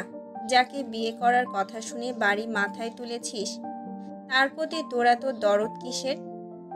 যাকে দেখতে পারিস না, সারাদিন ঝগড়া করিস, তার জন্য তোরা তো কেয়ার আসে কোথা থেকে? আহানা স্বাভাবিক গলায় বলল, আমি তো দূরে থাকতে চেয়েছিলাম মা, তুমি তো সবসময় আমাকে ওনার কাছে কাছে রাখতে, তাহলে এখন এই প্রশ্ন কেন? একটা মানুষের সাথে থাকতে থাকতে একটা সময় ভালো লাগা কাজ করে, আমার ঠিক সেটাই হয়েছে। কথাগুলো বলে আহানা ওর মায়ের থেকে গ্লাসটা নিয়ে চলে গেল। কি হয়েছে, এত দেরি হলো যে? একবার কণা ধরেছে, আরেকবার মা ধরেছে। আচ্ছা শোনো, আমি ভেবে নিয়েছি মাকে কি বলবো। কি বলবেন? তাহলে শোনো, তোমাকে এখন যা যা বলবো সব তুমিও আমার মা আর তোমার মায়ের সামনে রিপিট করবে, জাস্ট নাম চেঞ্জ। ওকে? মানে? মানে আমি আহানা বলবো, তুমি শান্ত বলবে। আমি যে ক্যাপশন দেব সেটা কপি পেস্ট করবে, আর নামের জায়গা চেঞ্জ হবে। ওকে? ওকে, চলো এখন। শান্ত শরবত খেয়ে আহানার হাত ধরে হেঁটে চলল মায়ের কাছে। এর ভেতর রিয়াজ, নওশাদ আর সূর্য মিলে ওকে জাপটে ধরে ফেলেছে। আহানাকে বলেছে 10 মিনিট পর ছাড়বে ওকে। আহানা তাই চলে গেল বাসার ভেতরে। তোরে কাল কত করে মানা করছি যে যাইস না। সরি রিয়াজ, আহানা একা ছিল তো তাই। তাই মানে কি জানিস, নওশাদ সূর্য কত মজা করেছে, সব মিস করেছিস তুই। দায়িত্ব আগে, পরে মজা মাস্তি। নওশাদ শান্তর কাঁধে হাত রেখে ফিসফিস করে বলল, সে রিয়াজের বাসর ঘরে সিসি ক্যামেরা লাগিয়েছিল। সূর্য শান্তর আরেক কানে ফিসফিস করে বলল, ক্যামেরা লাগানোর পর আবার ধরাও খেয়েছে। রিয়াজ নিজের ক্রিম কালারের পাঞ্জাবিটা টেনে বলল, তোরা যে এত এত শয়তানি করিস আমার সাথে, মনে রাখিস আমি কিন্তু তোদেরই বেস্ট ফ্রেন্ড। তোদের কীর্তিকলাপ হাড়ে হাড়ে জানা আছে আমার। আহানা সোজা গিয়ে শান্তি রহমানের পাশে এসে বসেছে। উনি নর্মালি একবার তাকালো আহানার দিকে, তারপর আহানার গায়ের শাড়িটা দেখে মনে মনে হাসলেন। শাড়িটা যে তার আলমারিতে ছিল এবং সেটা যে শান্ত নিয়ে আহানাকে দিয়েছে তার বুঝতে বাকি নেই ওনার। শান্ত কিছুক্ষণ বাদেই সোফার রুমে এসে হাজির হলো। মায়ের সামনে এসে শক্ত গলায় বলল, মা শোনো, আমি আপাতত বিয়ে করতে চাই না, আহানাকেও না, কণাকেও না। আমাকে আমার মতো থাকতে দাও প্লিজ। একদমে কথা শেষ করলো শান্ত। আহানা লাইনটা মুখস্থ করে নিয়েছে ততক্ষণে। তারপর সেও তার মায়ের দিকে চেয়ে বলল, মা শোনো, আমি আপাতত বিয়ে করতে চাই না, শান্তকেও না, রামিমকেও না। আমাকে আমার মতো থাকতে দাও প্লিজ। আহানার মা আর শান্তর মা চুপ করে চেয়ে আছেন ওদের দিকে। তারপর দুজন দুজনের মুখের দিকে তাকালেন, এরপর নীরবতা। 10 মিনিট হয়েছে শান্ত দাঁড়িয়ে আছে ওনাদের মুখের দিকে তাকিয়ে, অথচ ওনারা ফ্লোরের দিকে তাকিয়ে আছেন। আর আহানাও ঠিক একই ভঙ্গিতে ওনাদের মুখ দেখায় ব্যস্ত। শেষে শান্ত বলল, কি ব্যাপার? শোনো বাবা, আমি কিছু কথা বলি। আমাদের সবারই কিছু না কিছু ইচ্ছা থাকে আমাদের সন্তানদের নিয়ে, আর আমরা চাই তোমরা আমাদের সিদ্ধান্তটা মেনে নাও। যেহেতু তোমরা একে অপরকে বিয়ে করতে চাও না, সেহেতু যাদের সাথে আমরা ঠিক করেছি তাদেরকেই করে নাও। সমস্যা কোথায়? মায়ের কথা শুনে আহানা উঠে দাঁড়িয়ে বলল, মা শোনো, আমার আর ওনার বিয়ে। শান্ত আহানার হাত টেনে ওকে চুপ করিয়ে দিল।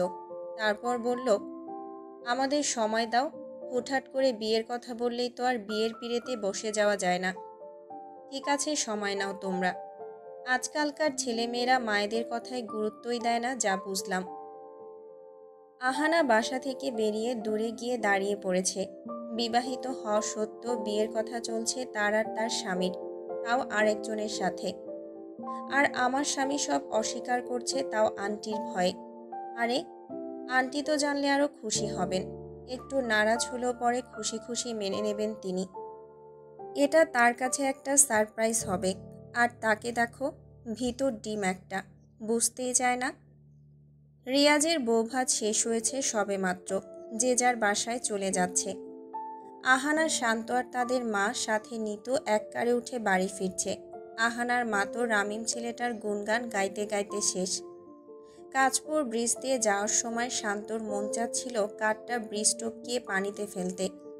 তার নিজের 2 বার বিয়ে করা বউ কিনা কোথাকার কোন রামিমকে বিয়ে করবে। ওই রামিমের নিজের বাড়ি আছে তো আমারও 3টে বাড়ি আছে, এসব শোনানোর কি আছে। মা তো নিজের ফোন থেকে কণার ছবি বের করে আহানার আম্মুকে দেখাচ্ছেন বারবার। আহানা জ্বলতে জ্বলতে শেষ। রাগি রাগি লুক নিয়ে বারবার শান্তর দিকে তাকাচ্ছে সে। রাত 8টার দিকে বাসায় ফিরে যে যার রুমে চলে গেছে। শান্ত বাসায় ফেরার পর থেকে একটা কাজ নিয়ে ব্যস্ত হয়ে পড়েছে। আর সেটা হলো কাল আহানার মায়ের জন্মদিন। আর সে আহানার মাকে সবচাইতে বেস্ট একটা গিফট দিবে বার্থডেতে। সেটারই কাজ করছে সে। ওদিকে আহানা শান্তকে ফোনে কল করছে ছাদে গিয়ে। মায়ের জন্য সামনাসামনি কথা বলতেও ভয় পাচ্ছে আহানা। কোনো রকম একটা বাহানা দিয়ে সে আপাতত ছাদে এসে মশার কামড় খাচ্ছে। আর তার সো-কল্ড 2 বার বিয়ে করা জামাইয়ের কিনা খবর নাই। শান্তি আন্টি সোফার রুমে না থাকলে এতক্ষণে হারামিটার রুমে গিয়ে মারামারি শুরু করে দিতাম। কি এমন কাজ করছে যে 33 বার কল করছি, একবারও ধরছে না। আগে ঠেলেও আমাদের দুজনকে এক করতে পারতো না তারা, আর এখন এক হতে যেতেই ভয় পাচ্ছি। তাও তাদের ভয় হচ্ছে। কি ভাগ্য!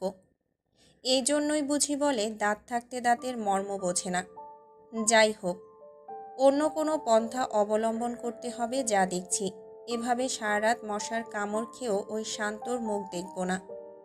আর এত সিরিয়াস মোমেন্টে কেউ ফোন সাইলেন্ট রাখে?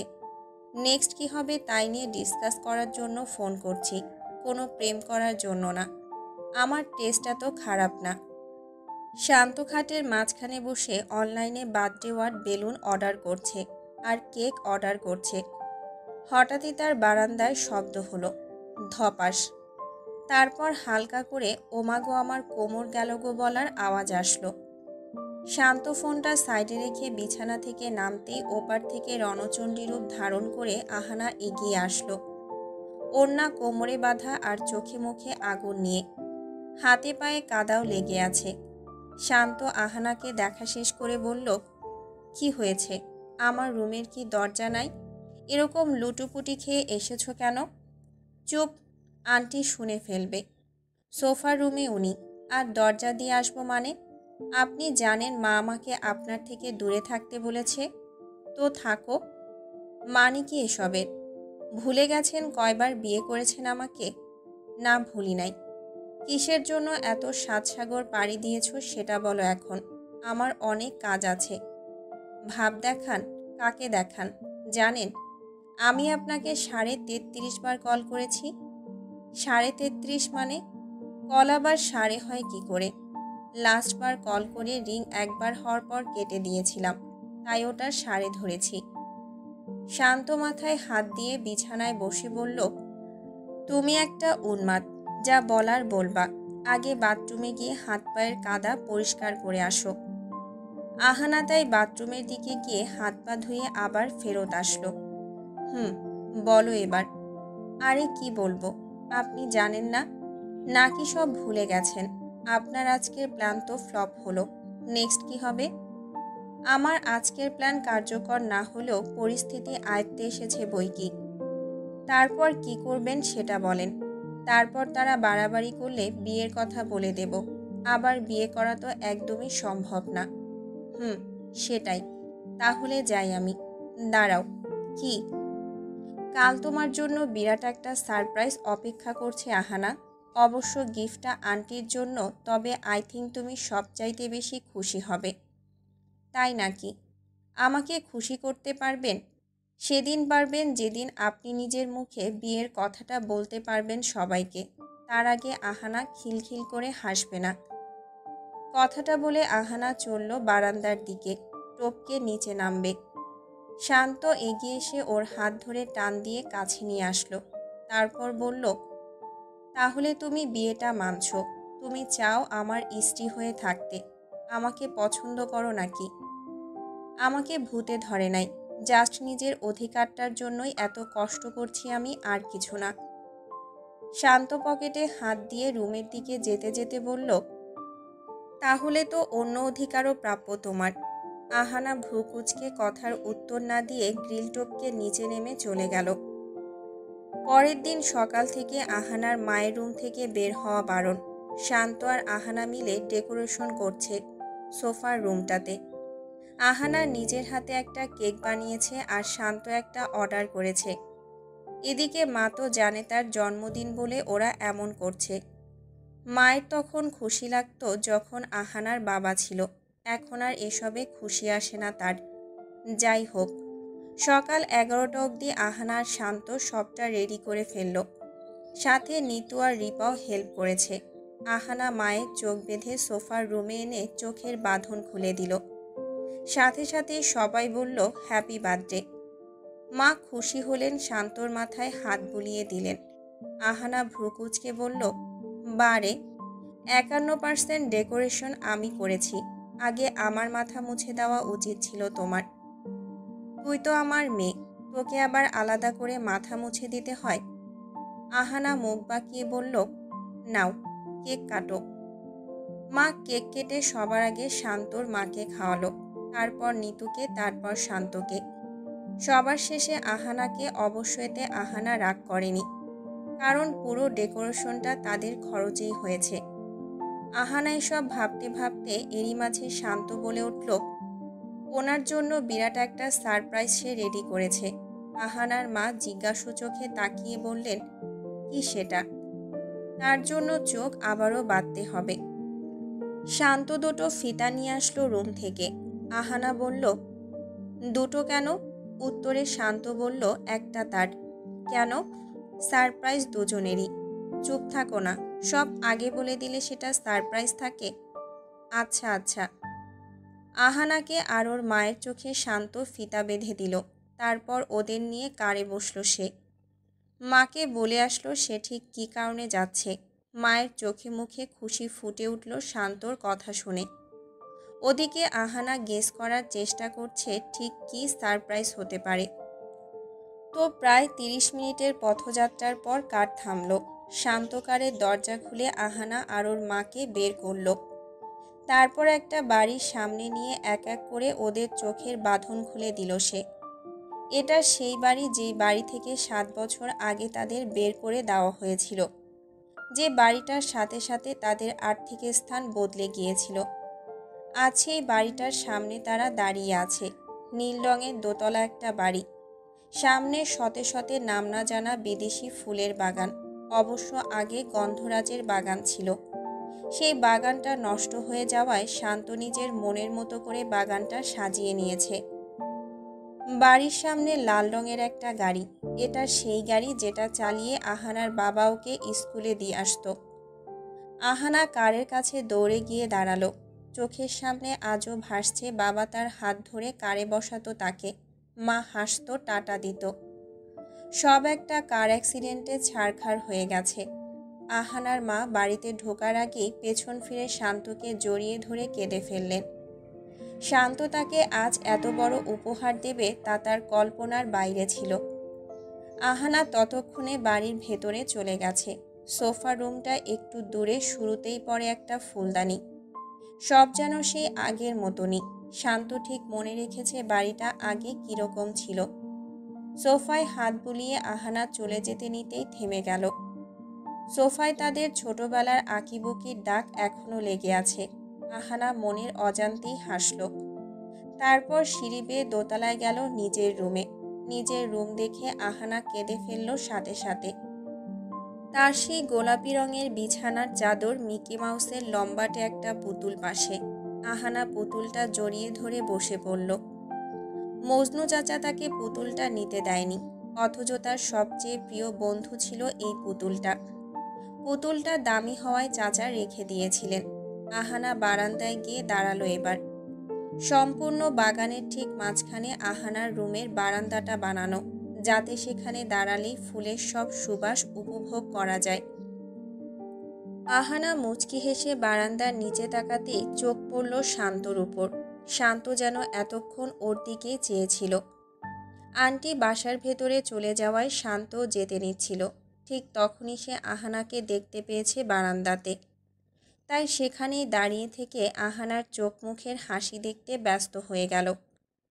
আহানার শান্তর মিষ্টি হাসি দেখে মনের অজান্তেই হেসে ফেলল। তারপর কি যেন মনে করে মুখ বাঁকিয়ে আবারও নিজের রুমে ফেরত গেল। শান্ত ঠিক বুঝল না মুখ বাঁকানোর কারণটা কি ছিল।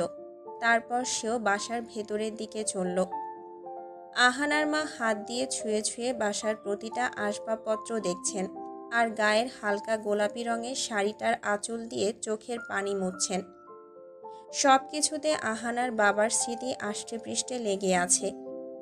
সোফা রুমের সামনে যে বিরাট দেয়ালটা আছে, সেটাতে মিনিমাম 30টার মতন ছবি ঝুলানো। সবগুলোতে আহানা, তার বাবা আর তার মা, সাথে আছে শান্ত ও তার বাবা মা। আহানার মা একটা ছবি হাতে নিলেন। ছবিটা আহানার বাবার। সেটা ধরে তিনি শক্ত চোখে চেয়ে রইলেন। শান্ত আর ওখানে দাঁড়ালো না, সিঁড়ি বেয়ে উপরের দিকে চলে গেল সে। এই বাড়িতে সে কদিন আগেও এসেছিল সেটআপ দেখার জন্য। বাড়িটা সে মিস্টার মজনুর থেকে হাতিয়ে নিয়েছে, ঠিক তেমন করে যেমন করে মজনু আহানার মায়ের থেকে কেড়ে নিয়েছিল। জাস্ট মাস্টার মাইন্ড প্ল্যান করতে হয়েছে, এই আর কি। এই মজনুকে পথে বসাবো আমি, আমাকে চেনে না। শান্ত মুচকি হেসে শেষ সিঁড়িটা পেরিয়ে দোতলায় পা রাখতেই আহানার সাথে এক ধাক্কা খেয়ে গেল। আহানা মাথা মুছতে মুছতে বলল, দেখে চলতে পারেন না? শান্ত ভ্রু কুঁচকে বলল, আমি না হয় কিছু একটা ভাবতে ভাবতে উপরে উঠছিলাম, তাই খেয়াল ছিল না। কিন্তু তুমি কোন দিকে চেয়ে এদিকে আসছিলে? আহানা আবারও মুখ বাঁকিয়ে পাশ কেটে নেমে যেতে নিতেই শান্তর হাতের কবজি ধরে ফেলল। আহানা পেছন ফিরে বলল, কি? আবার কি? কেমন লাগলো? বেশ ভালো, ধন্যবাদ দিতেই পারি। ওয়েলকাম। বাট বাট কি? এখন থেকে আলাদা হয়ে গেলাম দুজনে। 2বার বিয়ে করা বউ এখন থেকে আলাদা থাকবে। আমার কেমন জানি খালি খালি লাগছে। এহ, এত দরদ? আমার তো মনে হয় আপনি মনে মনে খুশি আমাকে বের করে দিয়ে। সেটা ঠিক বলেছ, আজ থেকে আর আমাকে কেউ জ্বালাবে না। আর আমিও শান্তিতে থাকবো, আপনার সাথে ঝগড়া করে মাথা গরম করার ঝামেলা নেই। আহা, কি আনন্দ বিল্ডিংয়ে বিল্ডিংয়ে। আহানা হেলে দুলে নিচে নেমে গেল। শান্ত উপরের রুমগুলো দেখে আবার নিচে চলে এসেছে। আহানা রান্নাঘরে গিয়ে উৎপাত করছে, আর ওর মা আপাতত তার রুম দেখতে গেছেন। শান্ত রান্নাঘরে উকি দিয়ে যা বুঝলো, আহানা চা আর পাকোড়া বানাচ্ছে, নুডলস পাকোড়া। শান্ত এগিয়ে গিয়ে চুলার পাশের তাকে পা ঝুলিয়ে বসে পড়ল। আহানা ওর দিকে একবার চেয়ে চায়ের পানি বসাতে বসাতে বলল, তা মাসকাবারি বাজার করলো কে? বাসা তো আজ ওপেন হলো, তাই না? জি তাই, তবে এই বাসা মরুভূমির মতন ছিল। আমি সব ঠিক করেছি আগে যেমন ছিল তেমন করে। বাগান দেখলে তো মূর্ছা যেতে। আমি লোক লাগিয়ে সব ঠিক করেছি। বাজার করে রেখেছি, সব সেট করে তারপর তালা মেরে আন্টিকে আনলাম। আর আমি তো চেয়েছিলাম প্রতি মাসে আন্টির নামে সেই ব্যাংক অ্যাকাউন্টে টাকা ট্রান্সফার করতে, সংসার চালানোর। আর কি, বাট তুমি তো এমনি এমনি টাকা নেবে না, তাই কি আর করার। কাল থেকে অফিসে এসো, লাল কারে করে। আহানা শান্তর দিকে তাকিয়ে ফিক করে হেসে দিয়ে বলল, কার চালিয়ে যাব 20,000 টাকার চাকরি করতে, কি আর করার। আমার বউ তো এমনি এমনি টাকা নিতে চায় না। আর একটা কথা, আমি কার চালাতে পারি না। আরে সমস্যা নেই, তোমাদের পুরান ড্রাইভারের সাথে আমার কথা হয়েছে, উনি কাল থেকে জয়েন হয়ে যাবেন। সত্যি? কিন্তু ওনার বেতন? আমি তো পাবো 20,000। হাজবেন্ড হিসেবে ড্রাইভারের স্যালারিটা আমি বহন করতে পারি, তাই নয় কি? আহানা ভাবল অনেক, তারপর আর কিছু বলল না। বাটিতে পাকোড়া নিয়ে চায়ের পাতিলে চা পাতা দিয়ে সোফার রুমের দিকে চলল। শান্ত এসে সোফায় বসে গরম গরম পাকোড়া মুখে দিয়ে টিভিটা অন করেছে। আহানার মাও এসে গেছে ততক্ষণে। মায়ের আজ খুশি ধরে না। মা বললেন শান্ত যেন ওর মাকে নিয়ে আসে। শান্ত হেসে বলল, আমি রিপাকে বলে দিয়েছি, সে নিতু আর মাকে নিয়ে ক্যাবে করে আসছে। তাই? তাহলে তো আজ তোমরা এখানেই থেকে যেও, খুব মজা হবে। মন্দ হয় না, তবে আমার অফিসের আজ অনেক কাজ, আজ রাতেই সব কাজ সারতে হবে, তাই আজ পসিবল না। ও। আহানা পাকোড়া নিয়ে গিয়ে গোটা গোটা গিলছে। চিবানোর প্রয়োজনও মনে করছে না, কারণ শান্তর খাওয়ার স্পিড দেখে তার কলিজা কাঁপছে। যে স্পিডে শান্ত পাকোড়া খাচ্ছে মনে হয় আহানার কপালে আর একটাও জুটবে না, তাই সে সব সাবার করছে অনবরত। শান্ত ব্যাপারটা বুঝতে পেরে কপাল কুঁচকে বলল, ছোটবেলায়ও এমন করতে তুমি, তোমার জন্য আমি ঠিকমতো চিপস খেতে পারতাম না, আর এখনও শুরু করে দিলে? তো কি করব? যেভাবে রাক্ষসের মতন খাওয়া শুরু করেছেন, বাপরে বাপ। আমি না হয় একসাথে দুটো মুখে দিয়েছিলাম একবার, তুমি কি করছিলে এতক্ষণ? একসাথে 4টা মুখে পুরে বসেছিলে, আমি খেয়াল করিনি? থাম তোরা, খাওয়া নিয়েও ঝগড়া শুরু করে দিয়েছিস শেষমেশ। আহানা কোমরে ওড়না বেঁধে রান্নাঘরে ঢুকেছে। আজ সে বিরিয়ানি রাঁধবে। এক প্রকার পার্টি ধরে নেওয়া যায়। একে তো মায়ের জন্মদিন, আরেক তো তাদের বাড়ি গাড়ি সব ফেরত এসেছে, তাই আজ আলাদা একটা আমেজ আমেজ ভাব পুরো বাড়ি জুড়ে। শান্ত টিভি দেখছে সোফায় হেলান দিয়ে বসে, আর আহানার মা বাগানে ফুল দেখতে গেছেন। 5-10 মিনিট পর শান্তি রহমান আর রিপার নিতেও এসে পড়েছে। আহানার মা তাদের নিয়ে বাগানের যে অংশে ছায়া সেখানে গিয়ে বসেছেন চেয়ার নিয়ে। আহানা চা নাস্তা পাঠিয়েছে, রিপা হেল্প করেছে কিছু। শান্ত আহানাকে দেখছে, আবার টিভি দেখছে। মনে হচ্ছে সে বিবাহিত ব্যাচেলর। আহা, মন চাচ্ছে জোর গলায় বলতে, ওগো বউ, লেবুর শরবত 1 গ্লাস পাওয়া যাবে কি? কিন্তু ভয় করে যদি খুন্তি ছুঁড়ে মারে, এমনিতেও একা হাতে সব সামলাচ্ছে। ভাবতে ভাবতে আহানাকে দেখে তার ভাবনা ইয়া বড় ছেদ পড়ল। আর সেটা হলো আহানা মুচকি হেসে হাতের ট্রেতে করে 1 গ্লাস লেবুর শরবত নিয়ে এদিকেই আসছে। সকাল সকাল জেগে জেগে স্বপ্ন দেখছি নাকি? না, এটা স্বপ্ন না। আহানা একগাল হাসি নিয়ে গ্লাসটা শান্তর হাতে ধরিয়ে দিয়ে ওর পাশে বসে পড়ল দপ করে। শান্ত ঢোক গিলে শরবতের দিকে একবার তাকাচ্ছে তো আবার আহানার দিকে তাকাচ্ছে। কিছু মিশিয়ে দেয়নি তো? আহানা শান্তর হাত থেকে শরবতের গ্লাসটা নিয়ে এক চুমুক দিয়ে আবারও ফেরত দিল সেটা। তারপর বলল, কিছুই মেশায়নি, খেতে পারেন। শান্ত তাও ভ্রু কুঁচকে চেয়ে আছে। তাহলে আহানার এমন হাসির আর এমন প্রতিসেবার কারণ কি হতে পারে? আহানা আঙুল দিয়ে শান্তর হাতে গোল গোল করে বানাতে বানাতে বলল, শোনো না। শান্তর কাশি উঠে গেছে শোনো না শুনে। তারপর গলায় একটু হাত দিয়ে ঘষে বলল, কি শুনতাম? শুধু বিরিয়ানি খেতে কেমন কেমন লাগে, একটু বাজার থেকে গিয়ে কোকা কোলার শসা টমেটো নিয়ে আসেন না? এবার আহানার গলার আওয়াজ চড়া হয়ে গেল। উঠে দাঁড়িয়ে কোমরে হাত দিয়ে রাগি রাগি লুকে বলল, এসবও আবার বলতে হয়? মিনিমাম কমন সেন্স নাই আপনার? মাসকাবারি বাজার করে দিয়েছেন উনি, আমার মাথা করেছেন। এটা পেলে ওটা নাই, এখন গিয়ে এসব নিয়ে আসেন যান।